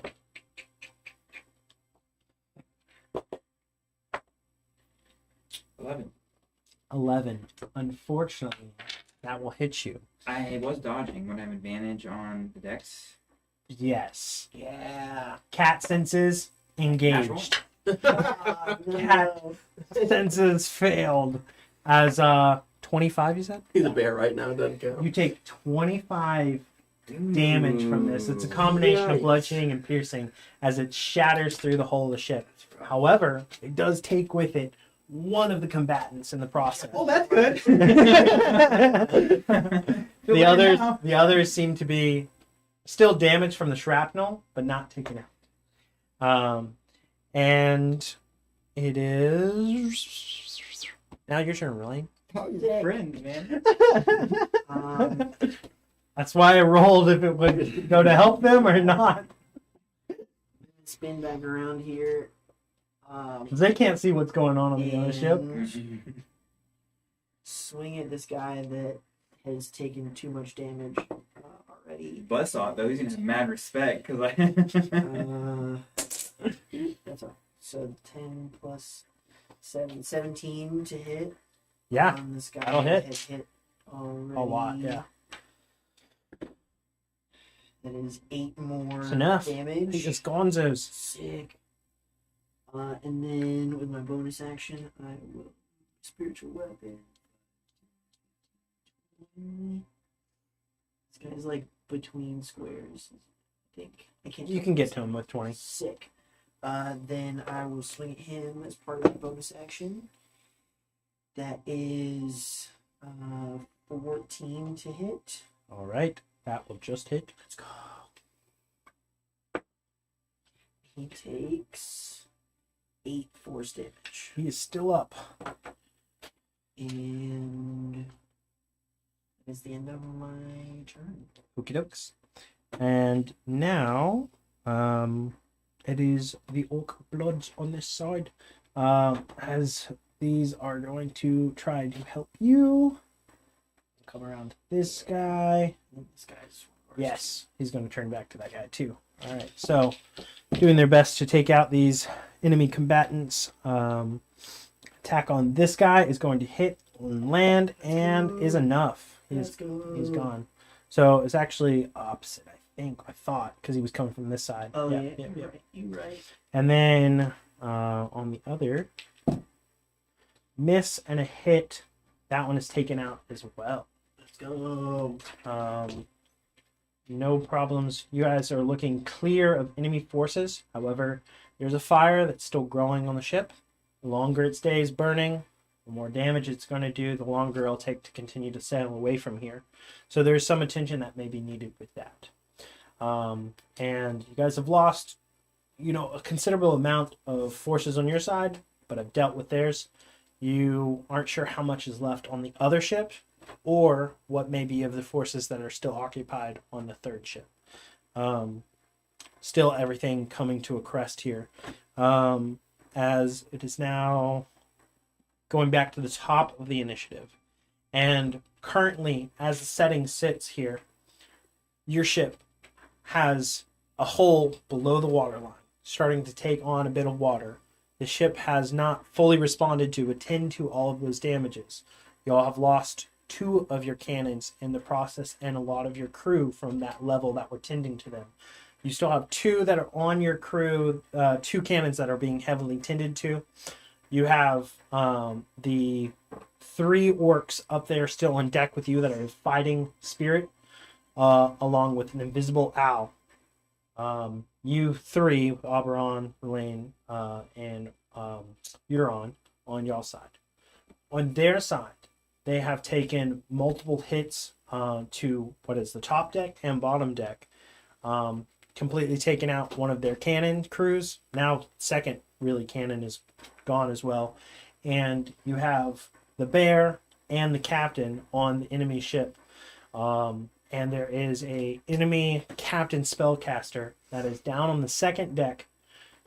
Not sure what their next move is, but you've seen them be very powerful. You're not sure of the forces coming from the third ship to help. As we're going to take a break right there. Pause that scene in your head. We'll take a 10-minute break, and we'll come right back in.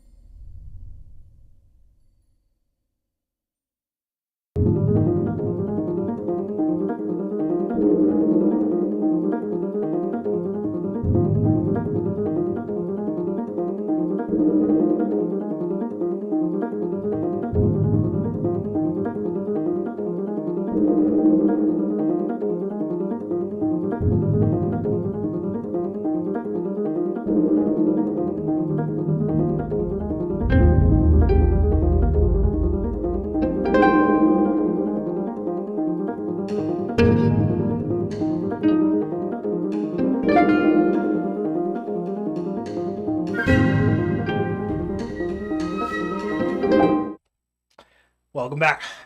And we jump back in at the top of the order. Back into the chaos as one ship is ablaze and another is starting to be slowly taken over by the orc forces of yourself. Captain Buzz is up next.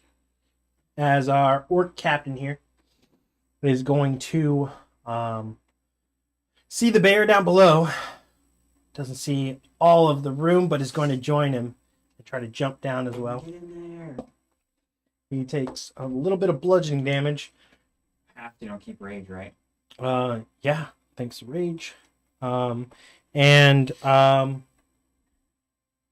little bit of difficult terrain, but he's going to push up as close and try to swing down on one of these guys. That is a success. Great success. A great success. And see if you can take it out. Low damage. So the farthest one from him is the one he hits, and it's not enough to take him out. Oberon on this side is up, and he's going to see if there's a creative way he can help deal with this fire. Cast suggestion on the fire and help me go away. He's going to turn around and let his capability fan the flames. No. He has heat metal. He does. He does in fact have that. He doesn't see a lot of great ways to help with this.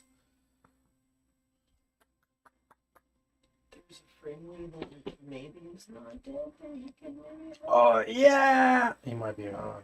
He's going to go up to him and try to medicine check.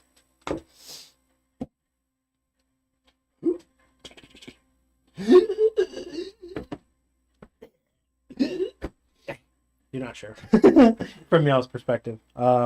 And with that, Oberon is going to use the rest of what he has to try to look for a water source that's on the ship, like a water barrel or such, to try to quench the flames. Yeah. And now it's going to go to Meiji person over there. You see them, What mangy person? Mage, as she's going to look at all of the situation here, taking note of as much as possible before stepping back into what is a small quarters in the back. So just step back 2 more squares, no, backwards, and she's going to close that door, and you see a blue shimmer come across the door. And now that's that. Demons boys are gonna go. As the ones there occupying next to Captain Buzz and the bear, and the one on top, he can't attack the your spiritual weapon, can he? I don't think so. No. It's just spectral. Yeah.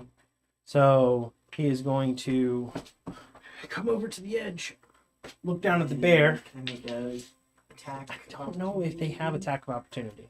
I I don't think they do. I'm just not sure. Bonus action. Weapon can take whatever choose clerks. Yeah, I don't think so. Make dispose. Because they don't usually exercise like a zone of control. Yeah, and it's not Yeah. empty. It doesn't have a reaction. Right. Against you, Boot, that is a 15. Was that with disadvantage? Yes. How much was it, the damage? That is going to be 5 points. Okay. Piercing damage. And 2 are going against Captain Buzz, and 1's going to go against Boot. Against Captain Buzz, they have advantage. That's going to be a hit. And a hit. You see the captain go down. and his orc rage lifts him back up. He's 1 HP. Against Boot here, disadvantage. That's a 13 to hit. Will hit. That is going to be 5 piercing. Drops me to normal with 1 damage. Carrying over. Yes. All right, so swap out the minis. Make sure I count the damage first. And with that,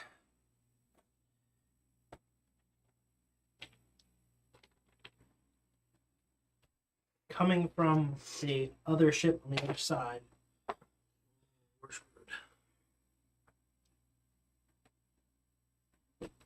5 more finally join the fray.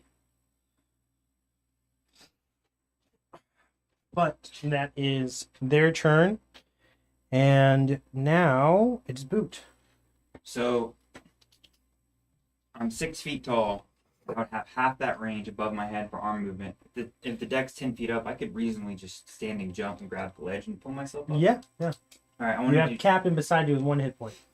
3 occupants of people on your level fighting you. Yeah. And All right, you then- heard a lot of footsteps up above. I wanted to use this for the fire. I'm going to cast Fog Cloud on top of us. Okay. It's 20 feet, so just like dead on top of us Sounds good.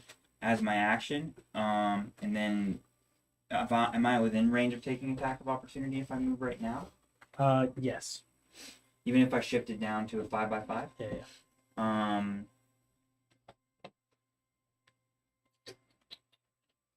But it would Then- be a disadvantage with the heavily obscured fog.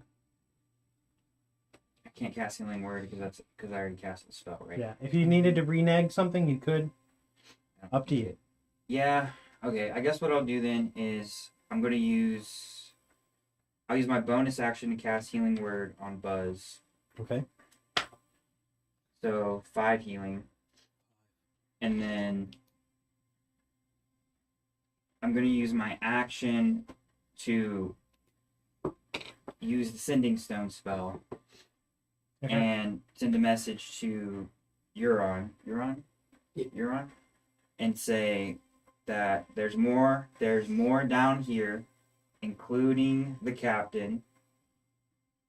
What should we do? And send it. You're on. You receive this message. Okay. You can reply with 25 words. What, do I have to reply first, or can I speak to people around me beforehand? You can speak to them around you. I'm gonna let them know what's going on. Tell them that there's a whole bunch of people on the bottom deck, and then we saw the people coming up from the other boat too, right? Right. You can see them on that side. And just see what we want to do. Are we running over? Oberon just, we gotta help them. Yeah. Gotta get him out of there. Okay. We're committed now. I'm gonna say we're on our way. Should we split up and go some on the bottom floor and some on the? Yeah, I'm down to go up top and try and tank as many attacks as I can from these Okay. people. And I'm also totally down to do that by myself. And they don't know that there's people on top of the deck. Or are He you heard on all the top? footsteps. Okay. He's down below. Okay. And we're on our way. We're splitting up. Okay, so now I at least know they want to continue to fight. And then with my movement, I will take, was it two opportunity attacks or 1? That I would take if I move.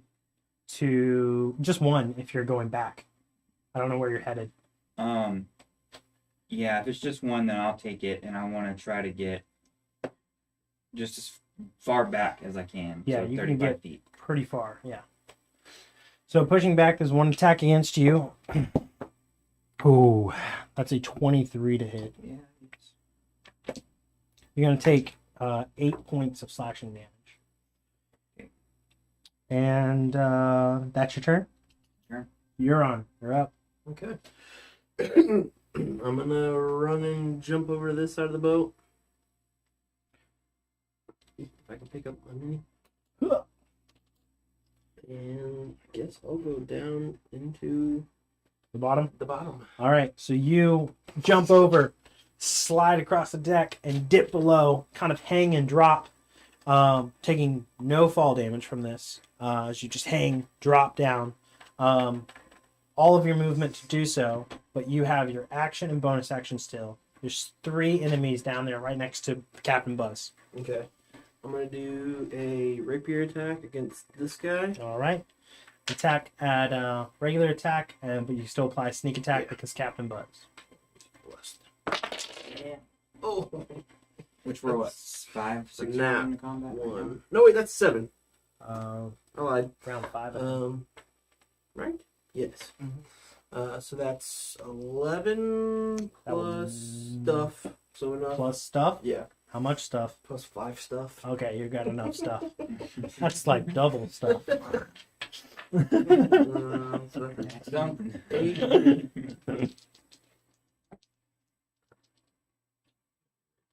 Okay. 12. 18. With precision. Strike. That one's taken out. And then I'll do Sight Blade against this. That's those 2. Yep. Okay. The one beside the captain, like across like captain, is the one that's most damage. However, he would have half cover because of this between the 2 of you. So Okay. he'd have a +2 to his AC if you want to attack him, but he is weaker. Okay. Yeah, and I'm gonna use my Clockwork Amulet and just take a flat 10. That's 15 to hit. Yeah, that'll hit. Okay. So, and you can still add bless to that, but it would still hit. Okay. Because he would have 16 AC with that +1 bless, which works out just fine. So roll your damage Okay. for that Psychic Blade. 7. That's enough. Yeah. Daddy. I'll take him. Just one left with Captain now, and you're on. As it is now the crew on y'all's ship. They're not choosing to reload the cannons, and they're choosing to deal with the water damage down below. And anybody that's wounded on the ship currently, they're going to be working on that. Somebody roll me a flat d20 for their efforts. Ooh, 11. 11. And then we head to the bookkeeper. Sick. I'm going to go around here and jump across.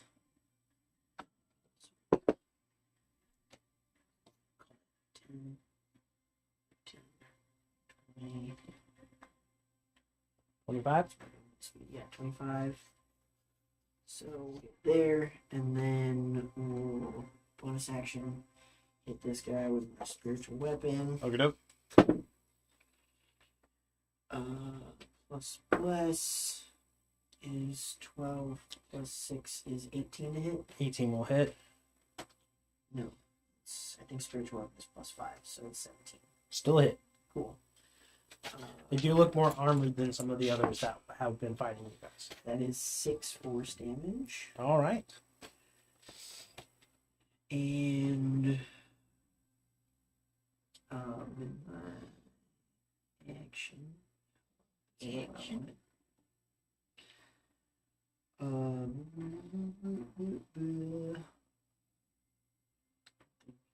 much that I can do to help here.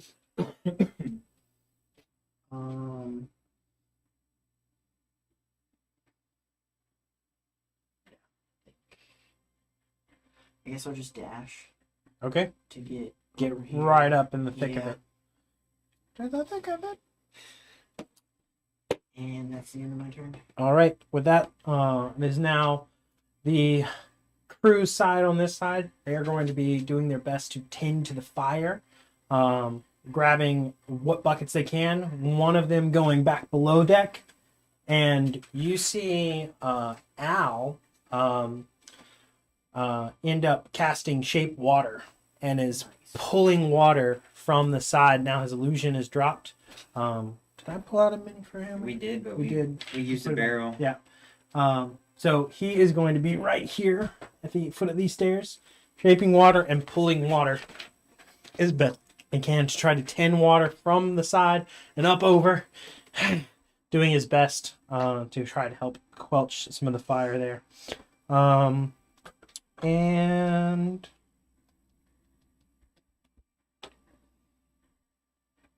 that was there. That was there. Orcs are working on that. One went down below. The others are stepping up to help fight it, doing their best. And we going around. Oh, and this guy. Yeah. Captain is going to square up with the last one here on the fighting force down below. Easily hits. Let's see if we can take him out. Does not. And is still toe to toe with him. Top deck or bottom deck? I'm middle deck, or yeah, bottom deck. He's on the bottom deck. Yep. And then Oberon is going to come step up over here. So 10, 15, 20, 21, 30. And he is going to look at one of the ones with armor and cast heat metal. And that is 2d8 damage there. Pretty solid. The guy, and he's trying to mitigate his life a little bit and do some AO from heals from afar if need be. He's going to shout with a bonus action to Relaine. I think he has one left. Let me see how many he has. You used 3 or 4 already. Yeah.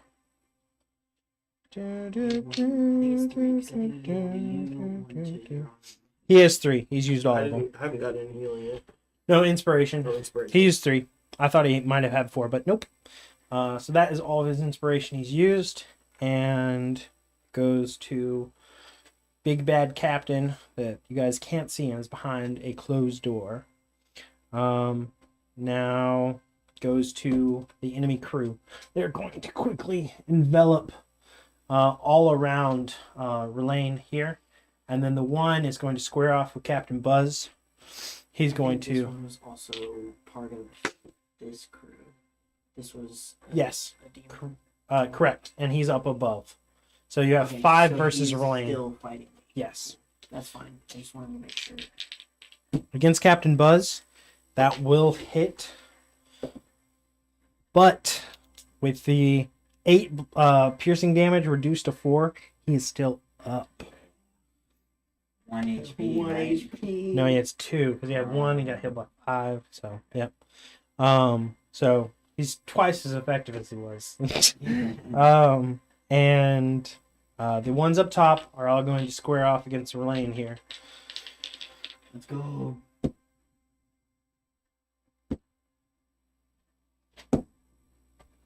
$22, don't fail me now. 2 will hit with a 22 and a 25. The rest were horrible misses. But you are going to take a total of 22 slashing damage. So that's a lot of damage. As they surround and start hacking as best they can, trying to find any gaps in your defenses, and finding a few and getting good hits in. Rolled very well on their damage. And as you are starting to be face down here, Boot, you are up. You are below deck. There's one remaining on the deck you're on that you can see. The rest are all bodies. I can see his feet through the grate, though, or would I need to move? Because I can hear You'd have to stuff. move. You'd have to All right, move. I'll move to where I can see up into the grate a You'll little basically almost get right below bit. it. And then I'm going to cast Fairy Fire above me and make all of them make a deck save. Okay. I believe that is 14. Let me double check. Yes, it's a 14 deck save. They all fail. And I'm just gonna scooch on back wherever far I can get. Just a touch back. Now it's gonna be my turn. All right. So you cast Fairy Fire. They're all lit up with everyone having advantage on attacks against them. And you're on. You are up. There is one still in your deck that is facing off with Captain Buzz that you can see. Okay. Move up and make a rapier attack.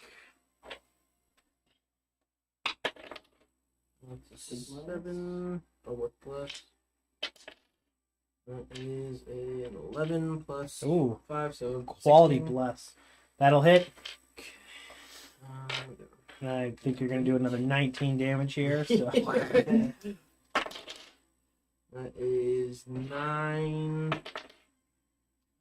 That's 14 plus. Where am I? Plus 4. So 23. You didn't let me finish my damage last time. Oh, I'm sorry. That's too much. Holy crap.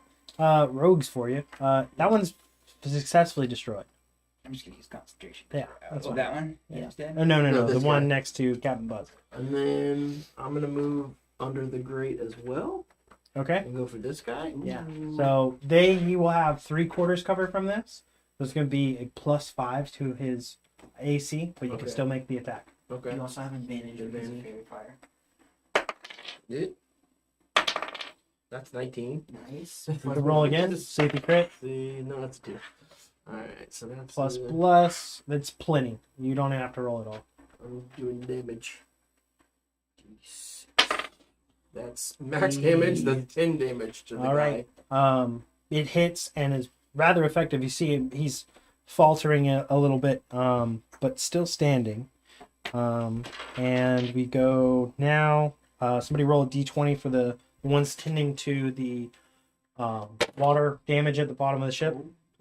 Well, all right. That's 2 successes. And now bookkeeper. You were squaring off with a lot of glow in the dark enemies. Yep. As a Great. bonus action, I'm going to healing word myself.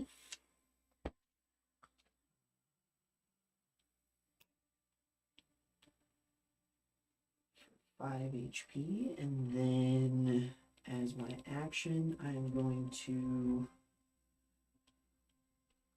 use my channel divinity to use Twilight Sanctuary. So my sphere of dim light in 30 feet appears around me. Let's go. And then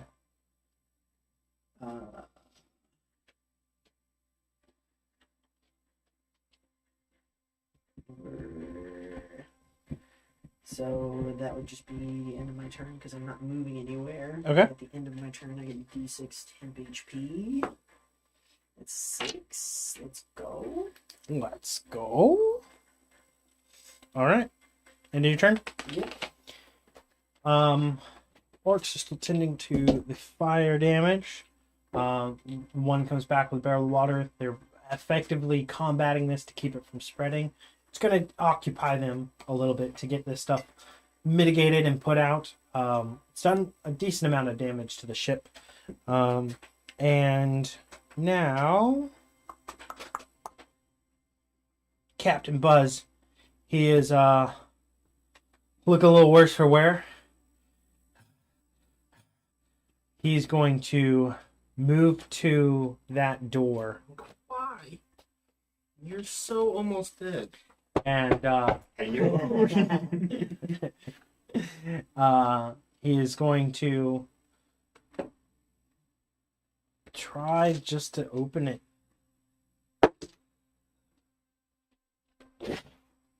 Doesn't budge at all. It seems to be magically locked, and he doesn't know if he can progress further. He's going to pause there. Oberon is going to move forward. Oh, on that guy's turn, I should have rolled the damage. Oh, yeah. Oh, he fell. Middle. And that would have killed him. So, Yeah. I'm going to say that's one of the ones that missed you, but he's gone.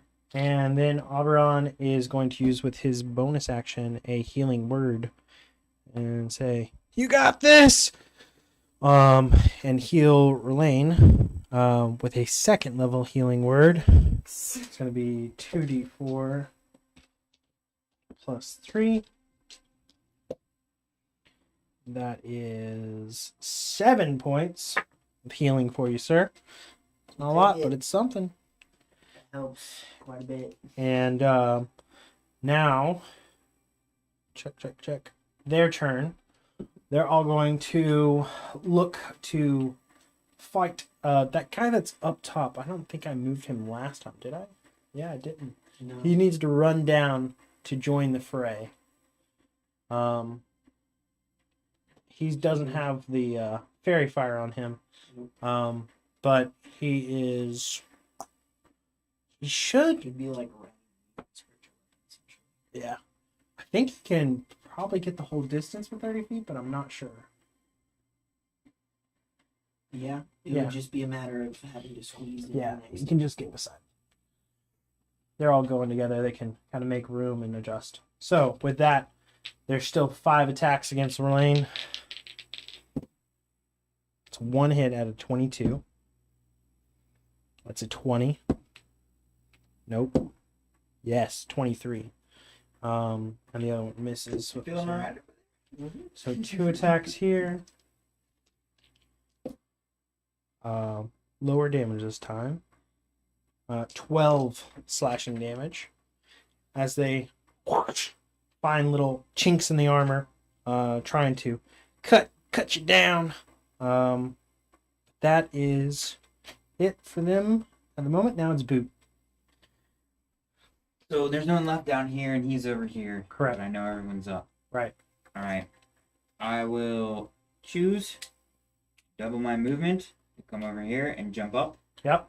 and then just lay into the closest one. Yeah. How are we? Is that a +2 for flanking? Mhm. Okay.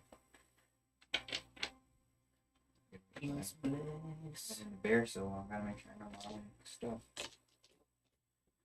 This would be there's 3 more rounds after this round for Bless, right? Yeah. Yep. You got a pretty good check on it then. So that's 22 to hit. 22. Probably. That would have been advantage 'cause they have I mean, no, Um, that won't hit. Hey, that's the way the game's played. Yeah, I know. I gotta tell you how to hit. He's just donned his dragon armor. No. Oh, that's the wrong guys. He's about to be exalted. No. So that will be 11 piercing damage. Okay. And then that will be my turn. Yeah. Sick. Looking much better. It's 6 temp HP at the end of your turn Need that. because you're within 30 feet of me. Need that. All right. And As long You're as on- none of them are wearing weird you are still on that masks, second. Yeah. you're probably fine. You're on that second layer. There's nobody there. You still have the ones above you at 3/4 cover if you want to try to fire through that grate. Can I can't jump up and grab the grate, can I? You're a little bit smaller than him. Bouncy. Make an athletics check. Okay. You Should still it have be an advantage acrobatics as well. I'd say you could do an acrobatics check. And it's a harder DC, but possible. I got a lot more in acrobatics than athletics, so that is a 19.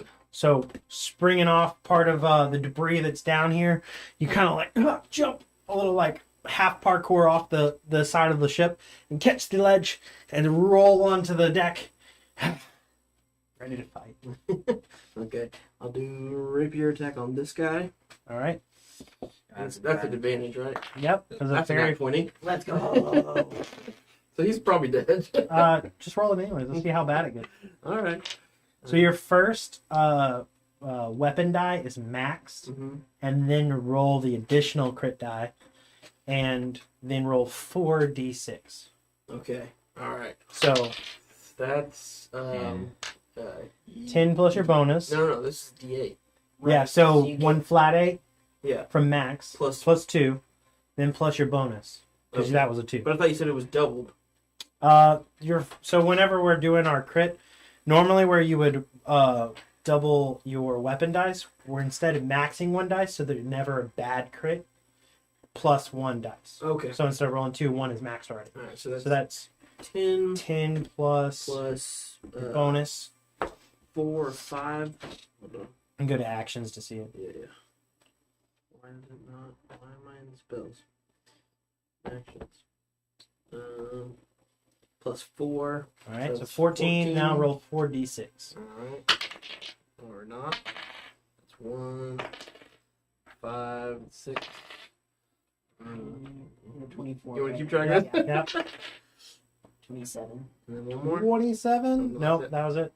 27 damage as this guy's heavily taken out. I think that's the highest single round we've had from anybody so far.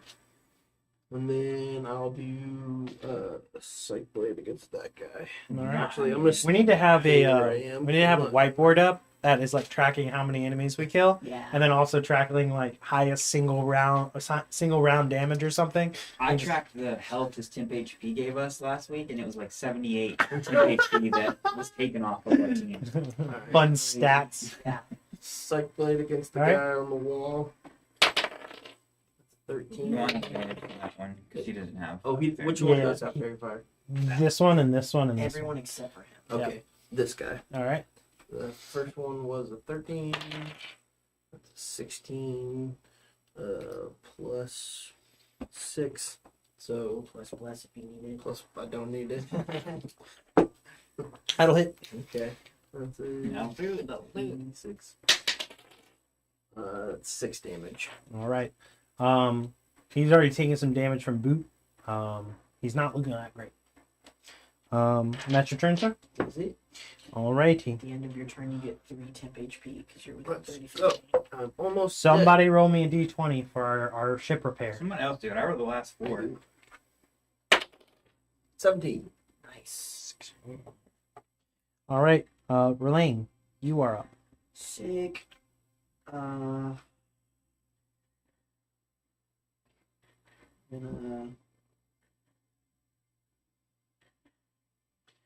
bonus action. Bring a spiritual weapon over and swing. Let's Oop, that's a 20 to hit. go. Bless if I needed it. I probably don't. No, you're good. Yeah, that's it. And which one are you attacking again? The non Okay. fire one. Okay. So that is 8 force damage. All right. And then as my action, I'm going to dodge. All righty. And at the end of my turn, I get 2 temp HP.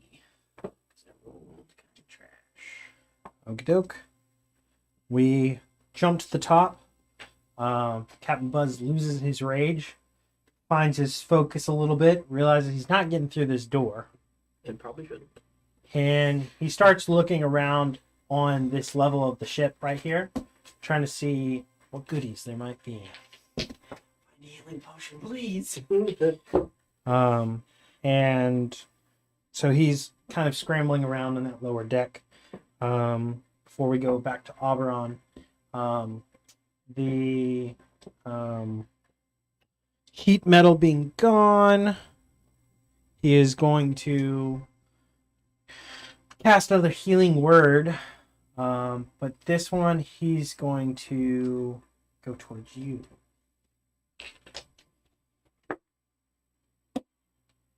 That's going to be 5 points of healing for you, sir.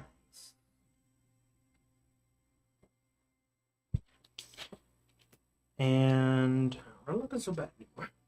Much better. with his action, he's going to do Vicious Mockery. Yeah. And he's going to look at one of the glowing people and goes, "Ah, maybe you are kind of brighter than I thought." And guy fails. Takes max psychic damage, and this guy grabs his head and falls to his knees before dropping unconscious. Sign, you should brush your teeth more. Um, Can't imagine tiefling breath. Ugh. and that goes that damage. All right. So How many demons left? I think you just killed the last one with vicious mockery. Nope, we still got those. Those Our keep the other enemies. ship. Yeah, which are also Okay. the same crew. Cool. A few more are able to join the fray.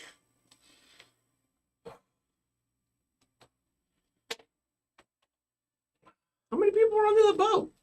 There's a lot. You said 80 to 90. There's a lot of fighting going on, and a lot happening back and forth. But it is quickly being dismantled of what fighting forces are left. And they just get to be able to join, but the other three are going to.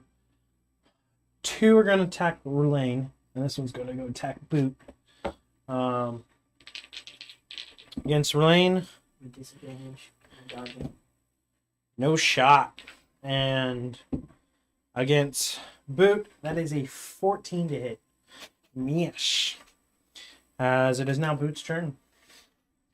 See a fresh new wave of combatants. I have a question.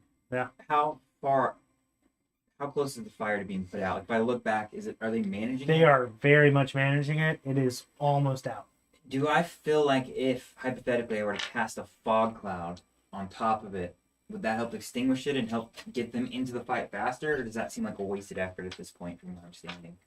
Fog cloud doesn't usually obscure the flames to like help put it out. So I'd say probably not going to be effective against that. Okay. Then I will just attack this guy right here.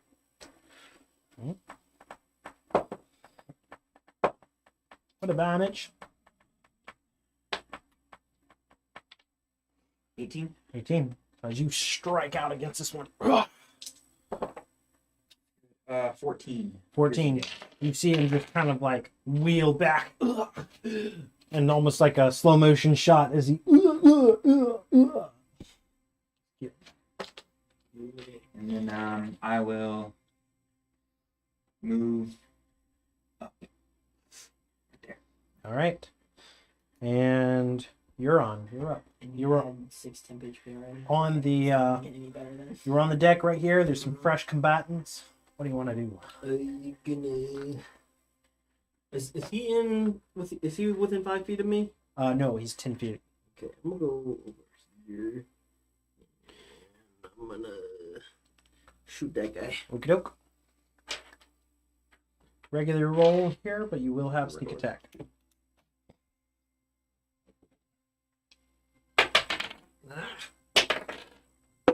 That's rough. Boop. That's plus Ooh. 6 plus 5, so that's only 11. Eh.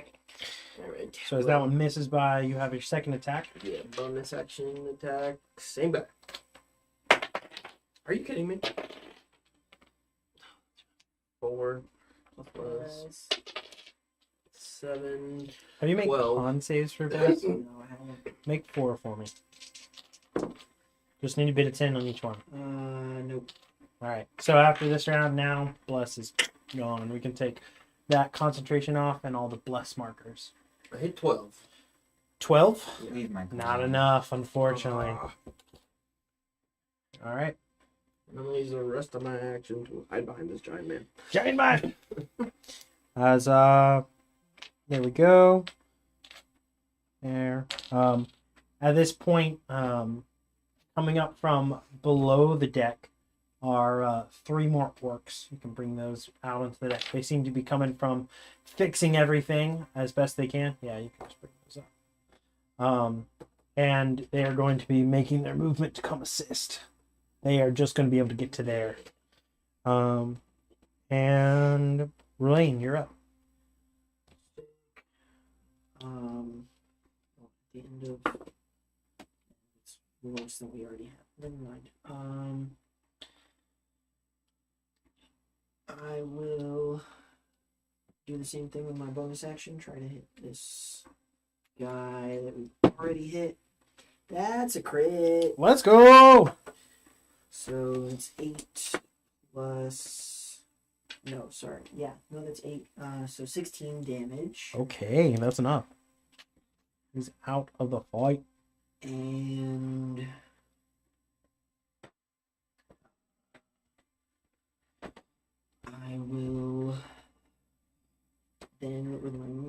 walk up and try to hit this guy at advantage because fairy fire. That should hit 26. Okie doke. So that would be 6 plus 5, so 10 bludgeoning damage to that guy from my mace. All right. That's the one with the fairy fire on. Yes. Okay. He is still up. And then at the end of my turn, I will go from 2 to 6 temp HP. Let's go. And that's it. All right. After that, you see that the fire is nearly out completely. And we move around to Oberon as he's going to look at everyone there. Who looks the worst out of the three of you? Probably me at this point. I have 9 health Alright, and yeah. 10 HP. That's you. All right. So he's going to do his best to help you out here. It's 5 hit points for you, sir. And Oberon is not going to let this go down. He's going to spring and jump across. But that's all he's going to do for there. He's going to try to be able to be of help if need be. But he's trying to not be a hindrance to you guys either. And now it's all baddies. 2 coming up around Boot, 2 coming up on that side. One's gonna go to or Euron, and one's gonna go to Rulaine. So yep, just like that. And against Euron, natural 1. Against Rulaine here, 23 and a 20. 1 hits. That's going to be 7 points of slashing. And now against Boot here, HP for the win. both of those are 12s. No shot. As we now kick to Boot. There's only one person left with fairy fire, but I can reach him, so I guess I'll attack him. Yep. I just had to do 20 hits.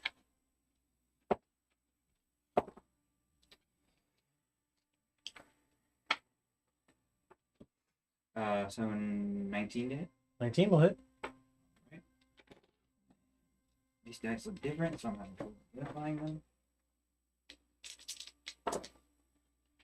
10 piercing damage. That's enough. We're going to. And I'll let fairy fire drop, so I don't have to worry about concentration anymore. And that will be my turn. Alrighty, you're on. You're up. We have one staring you down. We'll take a swing at him. Do it. Nope. That's rough. And Bless is not there. Nope. That's only an 11 to hit. Miss. Alright, this is for the Psych Blade. That's a 12 plus 6. That'll hit. That's 18. Can I put sneak attack on this one? Yep, because he's within 5 feet of a ally. That is 7, 12, 13. All right, that's enough. That guy is out of the fight. Nice. It definitely helps that as stepping into this, there's some of these people that have already taken hits from further battle and get dropped quickly. And it helps dramatically. As that's your turn, you're on. As now, these guys are going to come into the fight. Or temp HP instead of whatever you had at the end of your turn. Cool. Unless you had more than 4. Nope, we're all.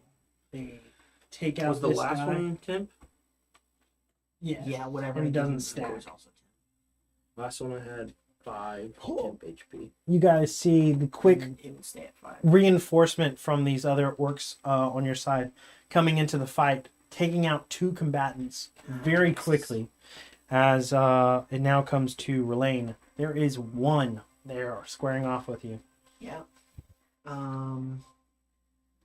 Cool. I'm going to try to hit him with a spiritual weapon, which misses, and with the mace. That's better. 17 to hit. That'll hit. D6 plus 5 is 11 bludgeoning damage. 11. That's enough, sir. Let's go. As that settles, and it seems that with this last blow here, that the overall air that's happening in the fight of everything starts to subside, and come to a more equal, everyone gauging the damage of everything. The creaking of the ships as waves hit them up next against each other. But quickly, the sounds of the wounded are still echoing out across these ships. There are 3 ships in total. You guys have wrested control of 2 handedly. And over the next few minutes, a few of the orc crew, and if you guys want to, jump over to the 3rd to wrest control of it as well. Looking around at this point in these few minutes, is there anyone that I can see that's on our side that is down but not dead that needs to be healed at all? Go ahead and make a medicine check. As you go quickly into the... What is your first move after combat? What was your first move after I'm jumping to that other boat to loot. Alright. I would have gone below deck, because Captain Buzz is down there. Alright. And I don't know if I would have known that the captain of this ship is down there, but The captain on that Buzz, after he's kind of looked around and sees you, he goes, "This is magically locked over here." And he looks haggard. He's not in great shape. cool. 17. Okay. You're able to save 3 people over the next few, just like minute. Well, because if there are, I'll just cast Goodberry and give each one of them a Yeah. Goodberry. Yeah, So totally. they're conscious. With that, I would just say you're able to tend to like 5 in that time. Because it's a little bit more of tending to people, trying to make sure that they, don't pass or from any injuries. But yeah, you're able to save part of the crew with your quick action. Okay. Most of them below deck on your side. So you're on this ship. So 5 Goodberries gone, but 5 people saved. I would give Captain Buzz 6 HP with a healing word, Okay. and see if there's anything I can figure out with this door. All right. Yeah, and I'll make my way back to where they are to help. As you jump over, you find that this ship itself is actually a dragonborn ship. And it's smaller in nature and more of like a sloop. It's pretty quick to be able to summarize everything. There's a lot of people slain on this ship, of both types. And there is 2 survivors that are heavily injured and down. But nobody else is on the ship at the moment. Both the survivors are of Dragonborn descent.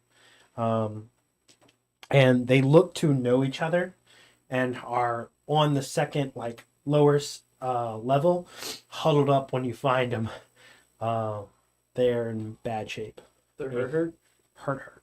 But are they able to move still? Yeah, one hit point hurt.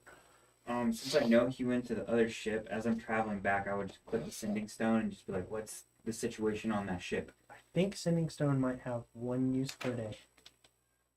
Look. I'm gonna blow Oh yeah, you're right. I'm gonna blow my nose. Never mind. Keep that in mind. That's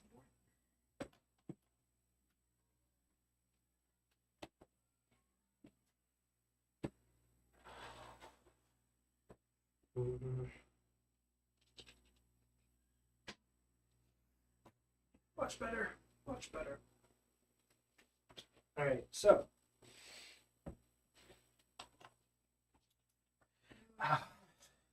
as you go over, is there anything you do with them or say to them? I'm just gonna look and see if they're like looking like they want to come at me. You're a tiefling, Oh yeah. and Yeah. they're pretty terrified as they see you, but they're cowering. Okay. I'm just gonna leave them where they are for now and go. Anything you want to try to get out of them information-wise? No. Okay. And you're just gonna look around, investigation. I'll leave that to the smart people. Okay. I don't know if you want to be like, tell me where your booty is. Um, I doubt they'd say it. Well, maybe they would. Might be able to intimidate them. Alright, I guess I'll go with my sword and say, "Where's the good stuff?" make an intimidation check with advantage. Intimidation. Intimidation. Over here. That's 11. 11. They're pretty terrified. And both of them, they're like, the quarters in the back, there's a trap door where they have a lot of the more wealthier things. Please don't. Please spare us. We'll do anything you ask. Don't move. Okay. So I'm gonna go check that spot. So you go into that area where they said, sure enough, you pull aside a little rug. There's a trap door. As you open it up, there are 2 chests inside. Go ahead and roll a 1d100. So that's going to be 2 d10s. The double letters being the tens place. I have a question. 49. 49. Are there tools? Can I look for tools of a cutting nature or something of that for woodworking on this second deck we're at? Oh yeah, sure. I would say it's not a problem to find. Well, there's plenty of like tools to help repair the ship. Well, that door that she locked is a wood door, but it's attached to wood on both sides, right? Right. It's the ship. Yeah. So I think I'm just going to start grabbing tools and ignore the door and start cutting a hole beside it. All right, so you start working to gather some extra hands, and be like, all right, we're gonna cut out this magical crap, and just like kind of cartoon cut around it to let it fall over. So y'all get to work on that. We're coming for Go you! ahead and roll 3d20s for your efforts. 16, 7, 20. Nice. And so the last one being a natural 20. Nice. So as you get to work, you have 3 orcs helping you out, and between the tools that you have, you're like, straight up. Come here. Get inside, we're going to kill you. You have a nice hole in there, and you're like, it's time. No, I don't want to do the chicken sneak with the spellcaster. I'm staying out of any line of sight of the spellcaster. You won't get me this time. As she looks through the hole, casts fire. No, I'm just kidding. Oh, God. No. As you guys are working on this, anything you're doing more on this level? I guess I would start looking around, seeing if I can find anything of worth. Specifically, health potions would be nice. Okie doke. So make an investigation check as you start to scan for whatever loots and things you can find. That's gross. I hate that. 4. Word. Okay. Over the next 5 minutes or so, you guys cut this thing out. No problem. And as it finally gets to a point, and just give a nice good shoulder, falls over. Room is vacant. And you see scrawled out in chalk a teleportation circle on the floor here. I'll loot the room and investigate the room. All right, make an investigation check. As for you, sir, in these 2 chests, you find...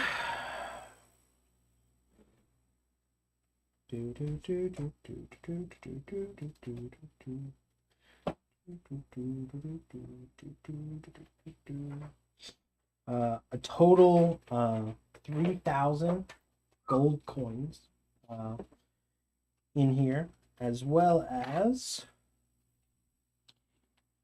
2 magic items. rooms. You find a longsword that is rather decorative, seeming to have like a dragon-inspired hilt that has like claws for like the cross guard and a opened like mouth for the base of this hilt, where it meets the blade and the blade comes out. It's a longsword, and it looks to be of magical nature. You can write that down to try to check out what it is later. You find an amulet that is a large gem encrusted red heart. Ooh. And then you find a pair of finely crafted leather gloves that have like these black and gold like kind of design that is tracing along the gloves. They are like fingerless gloves that kind of like wrap around knuckles and other things like that. Pretty sweet.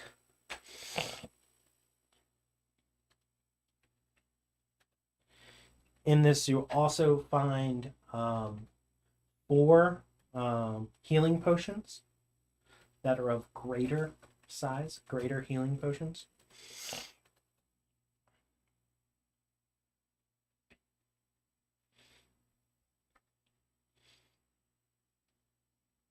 Okay, I'm gonna go ahead.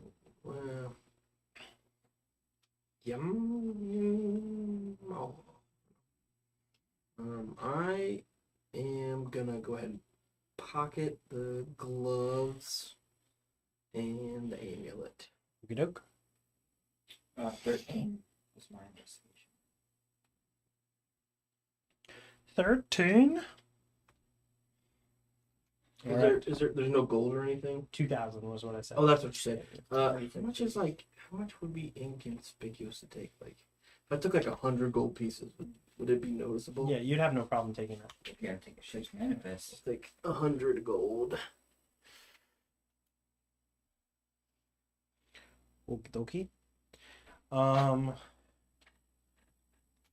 You said 13?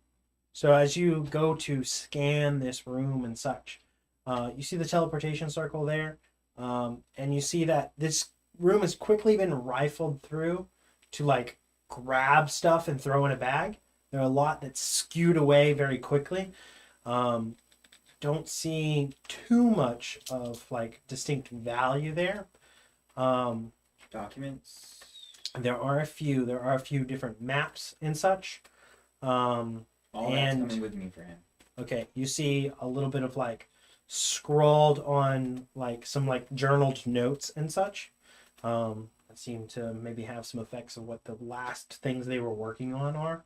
You tuck all that aside and hand that off to Lane, so make sure you note that you have that stuff. The teleportation circle.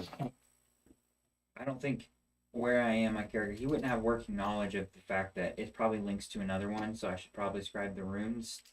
Would my character have that knowledge, do you think? Are Because he's a you druid. proficient with Arcana? No. Okay.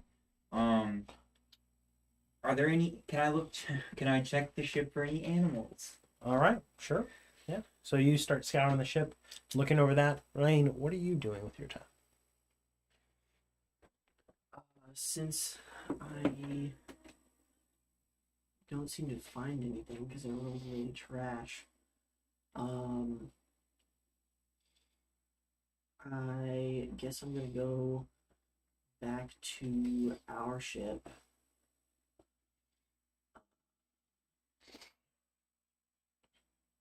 Well, no.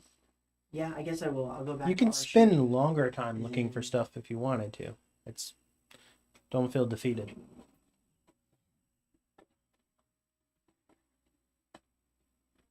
I'm gonna go ahead and cover all that back up. I'm gonna close the thing. Do you want to keep the chest down there? Yeah, I'm gonna leave them down there. Okay. I'm closing Closing the those up. chest, covering, putting the lid back on, putting the carpet back on, Yeah. and going. And you have the gloves with you, the amulet. the amulet, and 100 gold. Uh-huh. And what do you do with this ship? With the ship, Yeah. I'm gonna go look at some of the fallen tieflings and see if any of them have studded leather armor. Okay.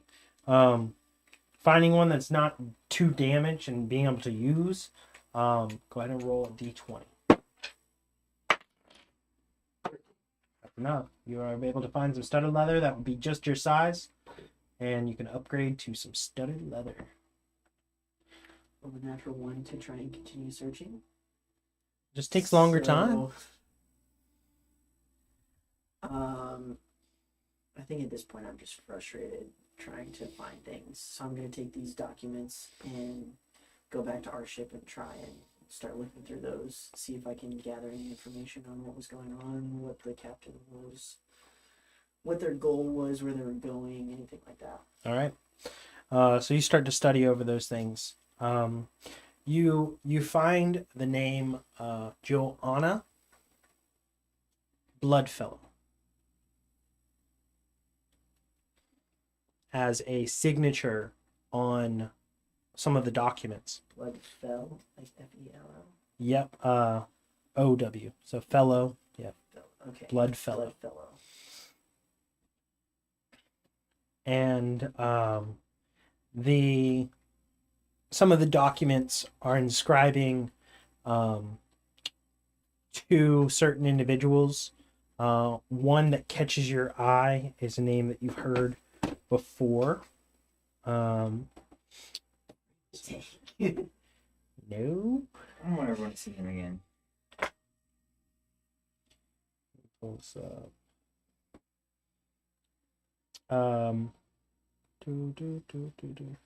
Malgathor. Oh, gross.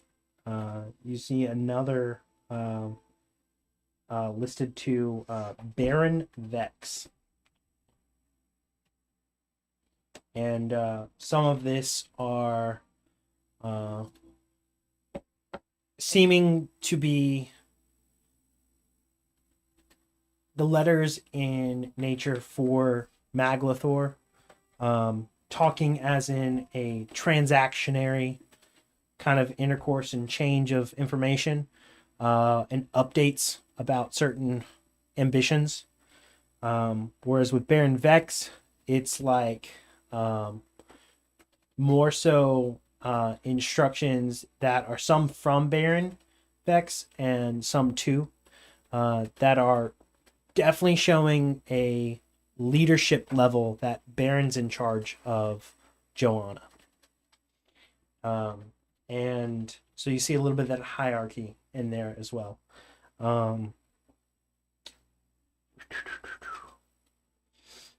For this, over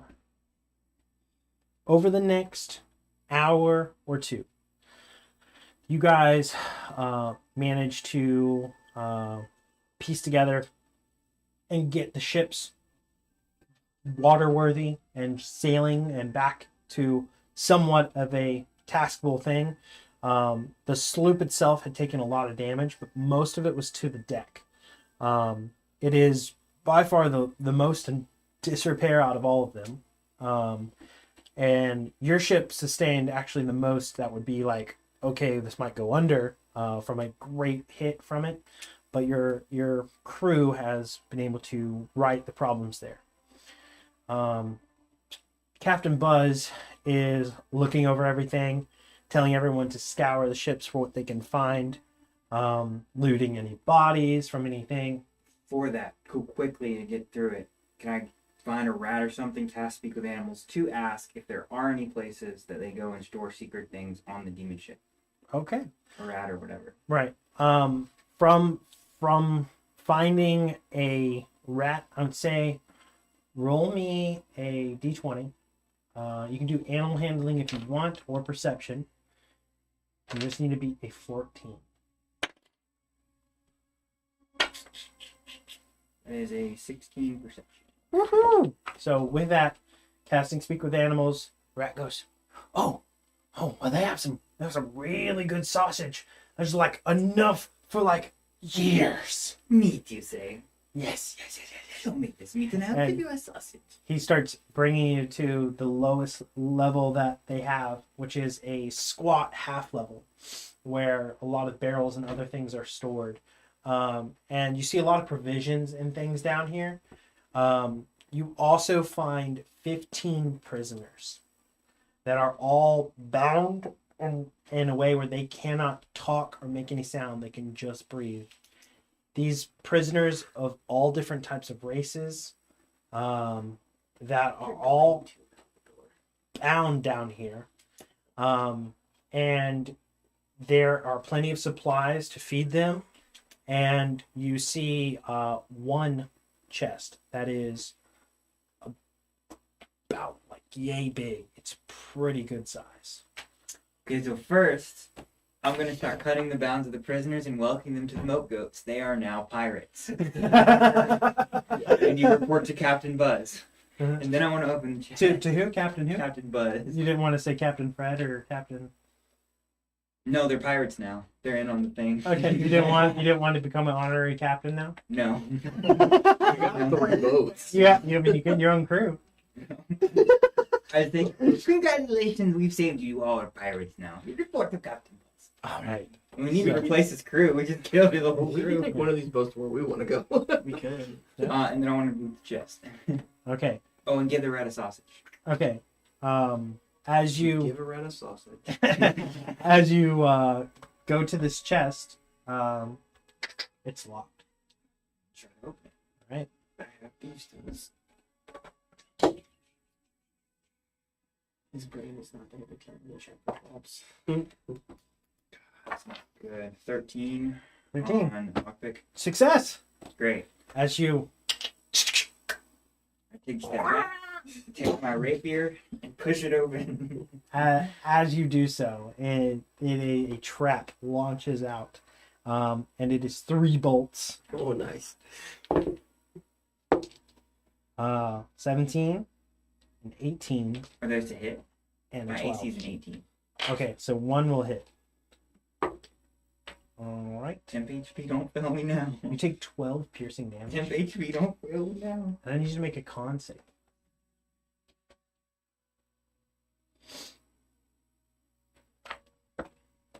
Not good. Whatever it is, under 10 probably. You are now poisoned.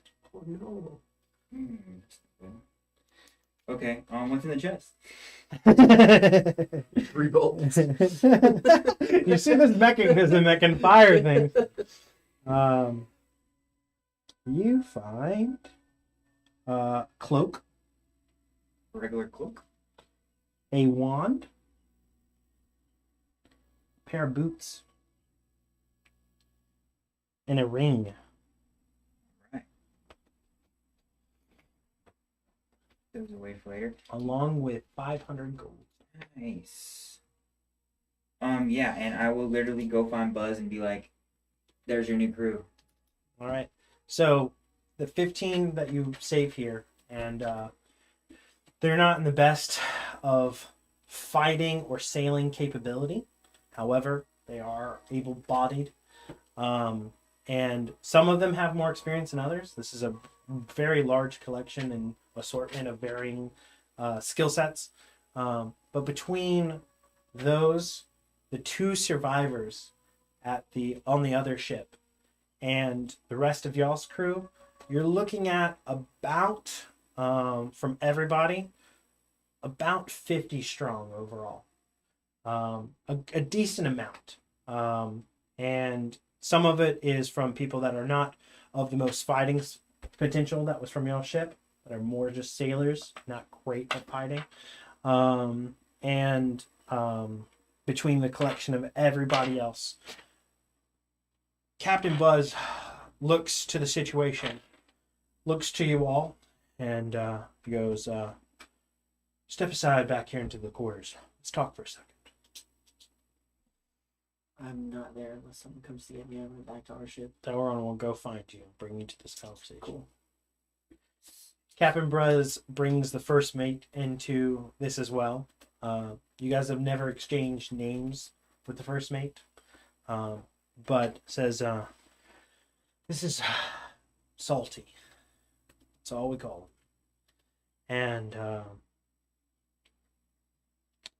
need to talk about what the plans are. We have 3 ships here. We have some loose ends. 1. We have 2 survivors. I have a suggestion on that. We're out here. Yeah, is it? yeah.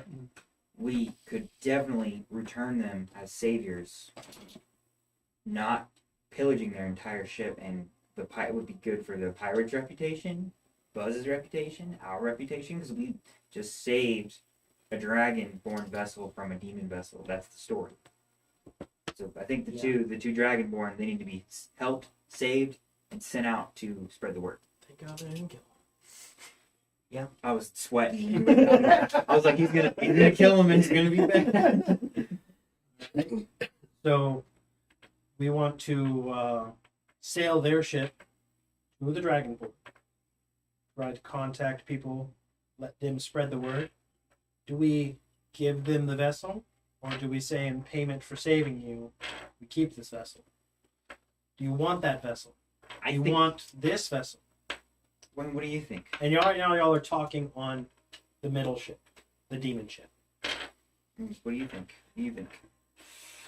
I think if we're trying to, do good by the Dragonborn, we give them back their ship, and we take the Tiefling ship. Do we want this ship though? Because if that ship captain comes back, that gives us a very recognizable ship to be tracked. I mean, if nothing else, we take it to port and sell it. That's fair. Yeah, I like that idea. I like that better than keeping the ship, because these people, looking through those documents, the captain of this vessel seemed to have been making some transactions with Malgathor, the Soul Collector, and I believe the prisoners were probably on their way to Malgathor to have their souls taken. That's probably why we. So we have just essentially stolen all of these people from Malgathor. So I think we should distance ourselves from anything that could be used to connect us to this instance in the demon sector. So, here's the thing, right? What is our silver dragonborn Draka. Draka? I feel like kind of did this without talking to Draka, and maybe she might like the ship. I feel sorry for doing stuff we probably shouldn't have been doing. We're That's pirates. fair. It's what we do. That's fair. And also,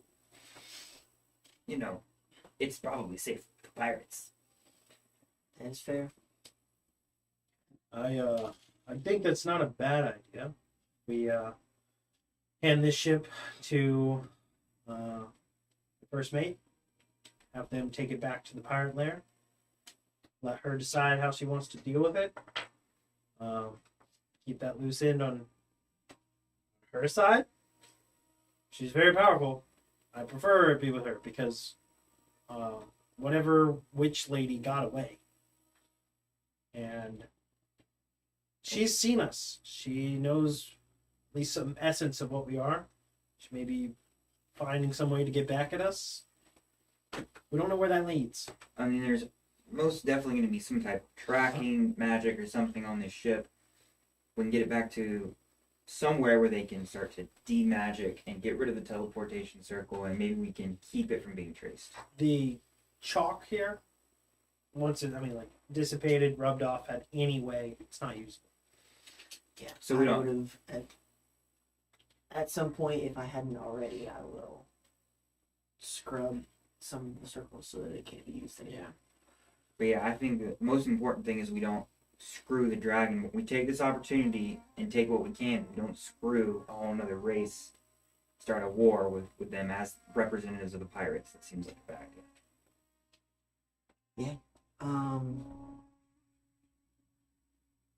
Has anyone searched the Dragonborn ship? Do we want to see if there's anything? Ronnie, did we find anything of value that we maybe could take as payment but leave them the ship so we don't leave entirely empty-handed from this?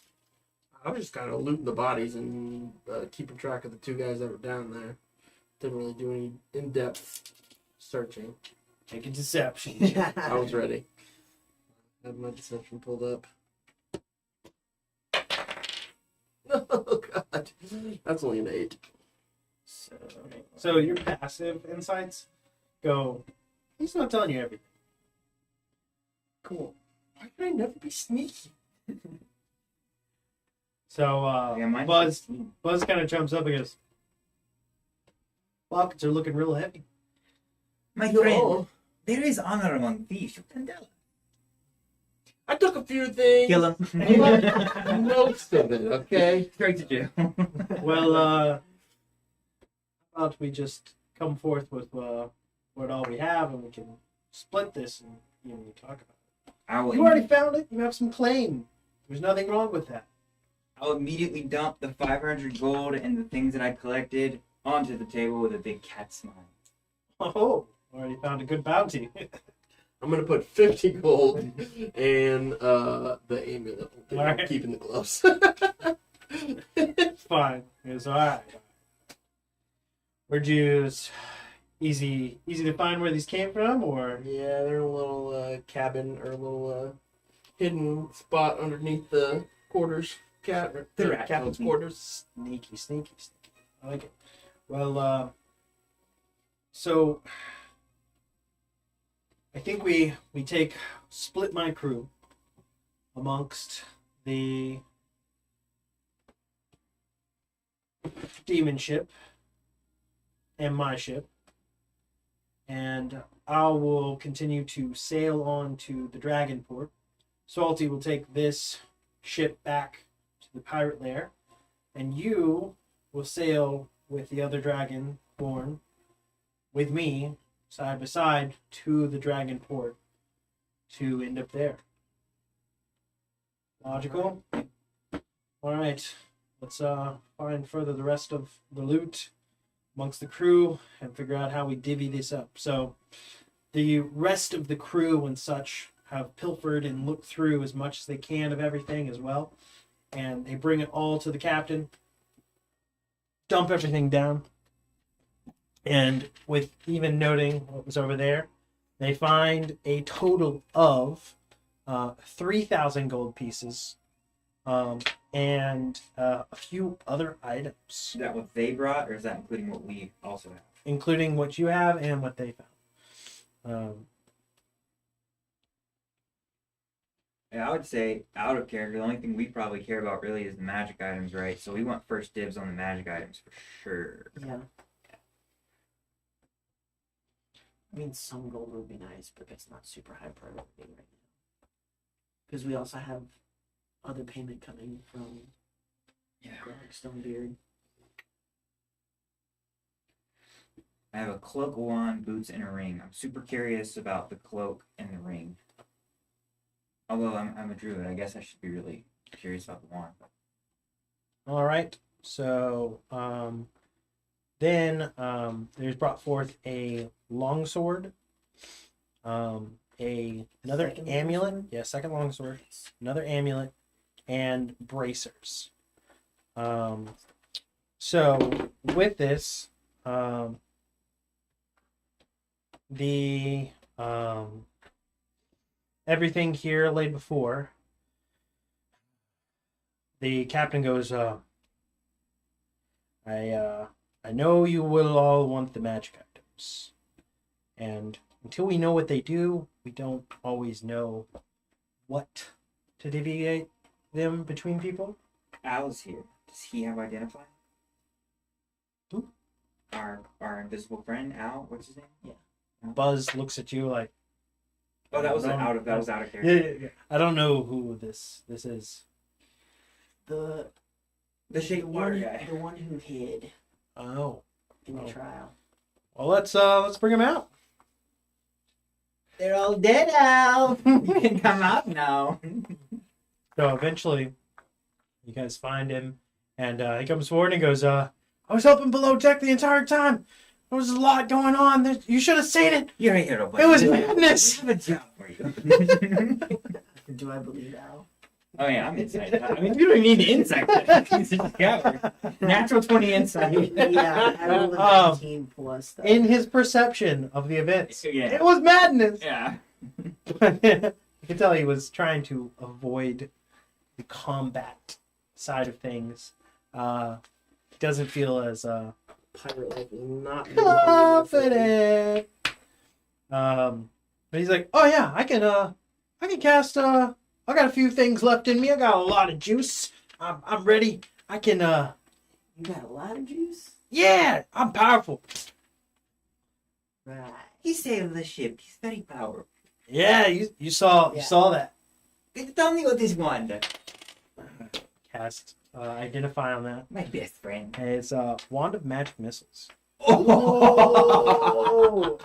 Dang. And the heart amulet. Can you do Yeah. I can do that. No problem. He looks at that one. This is an amulet of health. I can use that. While attuned to this amulet, your maximum hit points increases by 5. So it's a little bit of a boost. bump. Yeah, it's considered an uncommon item. All right, so that's the wand. Do we want to go through this one at a time, or do you want to do it? Because I've got. Sure, he's gonna start rattling off all these things using all of his time, and then an hour for the next one. So y'all are here now for probably about 2 hours in total for him to get everything. Well, it takes 10 minutes for a ritual cast. But he starts to rattle these off. You find bracers of archery. These bracers are adorned with intricate engravings of arrows and bows, and give the wearer a +2 bonus attack rolls made with ranged weapons. So that's just to hit. And allows where you can draw and knock arrows as a free action. So if you were using crossbows, you kind of ignore that loading feat of type things. And there's also a amulet of constitution. This grants the wearer a +2 bonus to constitution while attuned to it. It's you, Wayne. And then a flame tongue longsword. Sheds bright light in a 15-foot radius. It ignites in flames when drawn. Bright light 15-foot radius, dim light for 15 foot. And the sword deals an additional 2d6 fire damage on a successful hit. The flames can be extinguished or reignited as a bonus action. But when it is drawn, it is always on fire. You said Plus 2d6 fire damage, you said? On hit. You said I have clothes, boots, and a ring. The cloak is a cloak of protection. Gives a +1 bonus to AC. Has to be attuned. The boots of elven kind give advantage on dexterity stealth checks. A ring of elemental resistance. This is geared towards lightning. So, actually, this allows you, as a reaction, to absorb elements as a reaction when they take damage of the chosen element type, which is fire, cold, lightning, or acid. So it's absorb elements. So basically absorb elements where you'll take half damage to one of those. But it's fire, cold, lightning, or acid as a reaction. So that gives you a little bit more thing, but it's only once. There's no attunement for this, though. So you can wear this, and then when you take that one of those 4 damages, you can cut it. So And then there is the other longsword. And do you bring forth the thing you held back? I'll bring them out. Since we plan on being fair and spreading this out among everybody, I didn't know how this crew worked yet. questionable moral character. It's just an endearing. These are gloves of dexterity. These finely crafted leather gloves enhance the wearer's agility and precision, granting a +1 to dexterity checks and saving throws. So that would be +1 to sleight of hand, to stealth, to acrobatics, as well as saving throws. So do you want the archery or the dex? I'll take the other one. You don't really use a bow, I can, but not really, no. huh? Okay. I'll take the archery and you can have the dexterity. Okay, and then the Elvenkind boots, you need those. Okay. And you can add those in D&D Beyond. Are And we- the other longsword is a longsword of flame that grants an additional 1d4 fire damage on successful hit. Does not require attunement like the other one does. How do you feel, Eli? Do you think, are you okay with your AC, or do you want the cloak of protection? Because it'd be saving throws as well. Yeah. I mean, So are we getting all of the magical items? So as I all was this taking is, notes on other things, so I missed the cloak of protection. Was it's a +1 to AC and saving throws. okay. The captain looks towards you all and goes, "You were instrumental in this. How about I keep that longsword of flame tongue?" So he's going to keep the 2d6 flaming sword, and he is going to be like, "You guys can decide what to do with the rest." Alright, so you're taking Elvenkind, you're taking archery bracers, you're taking... Probably the cloak would be good, Okay, so cloak and the amulet of Khan. and the amulet of Khan, You're getting the dexterity. the dexterity gloves, and I'm going to take the The wand wand. of fireball. The wand of magic Magic missiles. Sorry, yeah, wand of magic missiles. And then Big difference. Big difference. the ring of elemental resistance, I don't think that matters. I think that should be either me or you, or we need to have something for Averon as Oberon well. would be like, "Oh, Yeah. I'll gladly take that." Yeah. As, You yeah. can totally have that. Also, That'll be helpful. something 'cause else? A lot of those are range. I mean, I also don't mind taking the health. Yeah, the other Oh health yeah, you can the have amulet too. of health. So you're Yeah, taking yeah. con and he's taking health. Yeah. That should be everything. So write down that Oberon gets the amulet of health that increases 5 hit points, max hit points, and also the ring of elemental resistance. So, who's getting the boots of Elentine? Me. And you're also getting the bracer for archery? Mm-hmm. Okay, cool. That is everything, right? I think so. Are those Yep. dex gloves, or those an item inside of D&D, or is that a I homebrew? think it's completely homebrew on that. So Okay, so it's just +1 to dex To and all ability all- checks? to dex, not to dex, just to saving throw and ability checks. So you can go in manually add a +1 to those. Yeah. And then And you would get the sword, the other sword that is the 1d4 fire, because I don't think anyone else even uses strength. cool. Health potions. There were 4 graders. Just split them up. Yeah. 1 per person. Maybe. All right. And for the gold, the captain says, "I think I need to keep this for repairs." Seems fair. Totally fair.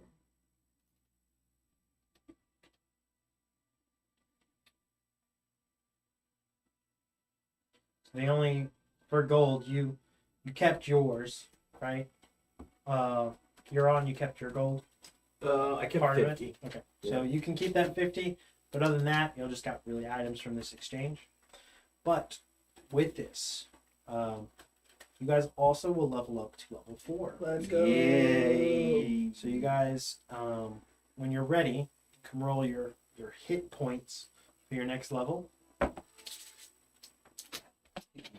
Druid is a D8, right? Choose a D8. How do we do this? Wait, we need to pass around the amulet of Khan when we do.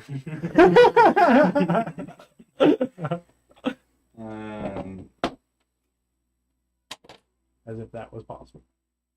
6. That's plus great. nine. That's great. Yeah. So you're going to roll a d6. What is your constitution score? Constitution is. Where are you? 15 plus 15? 2. So anything that you roll it would be 2 or lower because it's your con score. You can re-roll that. So roll a d6, and if it's a 2 or 1, you re-roll it. 4. That's better. That's better. So 4 plus your con is going when you go to level up and you do manual rolled hit points. Okay. You'll increase yours by 6 total because of rolling a 4 plus your con. Okay. 6 D8. Gross. Reroll that because my con's nice. So 5. Okay. Which gives me 9 HP. Let's go. I've lost. Where's the manual helping? I've lost it. Yeah. I think you can hit your Manage. hit points and manage that way. Yeah. Yeah. When you're Go back to leveling, Go back to. you have to be in the editor, I think. Yeah. Go to manage character levels, and then class manage HP. Okay. And you want to make sure that you've already hit that in the editor, level up to level 4, and then do that manage HP kind of thing. So I go to override HP and do 27 now.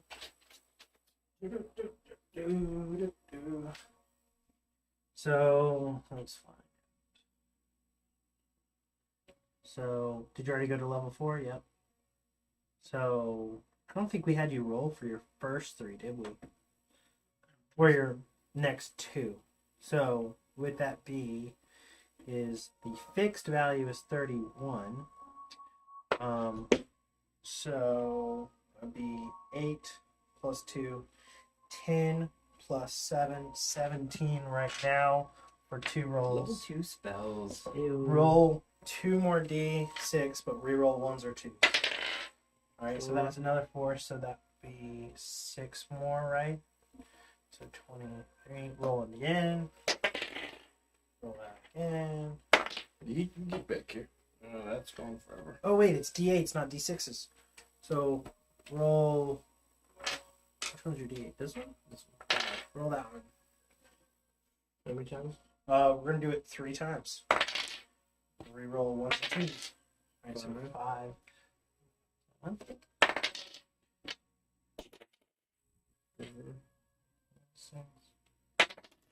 6, 8, 1, 10, and be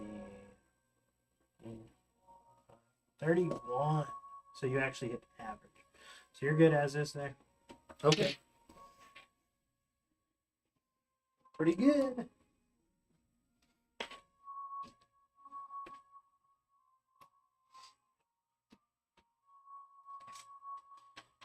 And then at level 4, you can choose, as long as you weren't multi-class, you can choose to do your stat increase or grab a feat. A lot of choices there. But as you guys add those magic items, choose what you do to level up.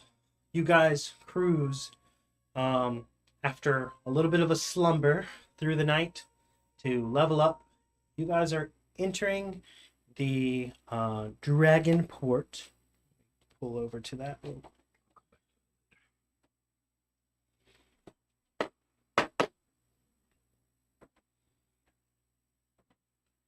Eli, do you see that deep board near you anywhere? I picked up your D6. It's right there now. Oh, okay.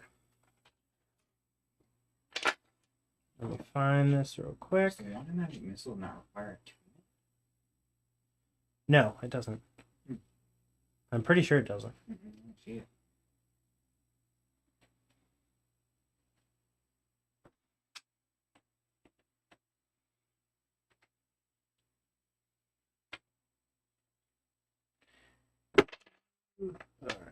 So as you guys pull up, the very next day, full hit points, rest, and everything, with your Dragonborn ship and the 2 survivors on it. It is just the crew of you, 6, with Oberon, and them 2, managing this little sloop. that's been damaged and made as best shipworthy as possible. You guys are cruising alongside Captain Buzz and moving through there. You guys are approaching Flamecrest Harbor, the Dragon District port. There is a very notable large bridge that is constructed from fossilized remains of ancient dragons. They form a bridge of gleaming white bone that stretches across the canal. It is both a testament to the power of dragons and a symbol of strength and resilience. As you guys are approaching this harbor and ready to see what befalls the next day, that is where we will end tonight. As you guys are level 4, surviving a harrowing battle. Nice. And next time we'll have Hopper on and see where we pick up from there. As you guys are at the port and y'all are able to access via bridge back to the Central Trading Hub and or go any direction you like at the next whim. So, Sponsored by Ingle Shipbuilders. If your ship gets messed up, we can help. we can help. But anyways, thank you guys for watching and staying along. I hope you guys have a wonderful night. And that's all. Toodaloo.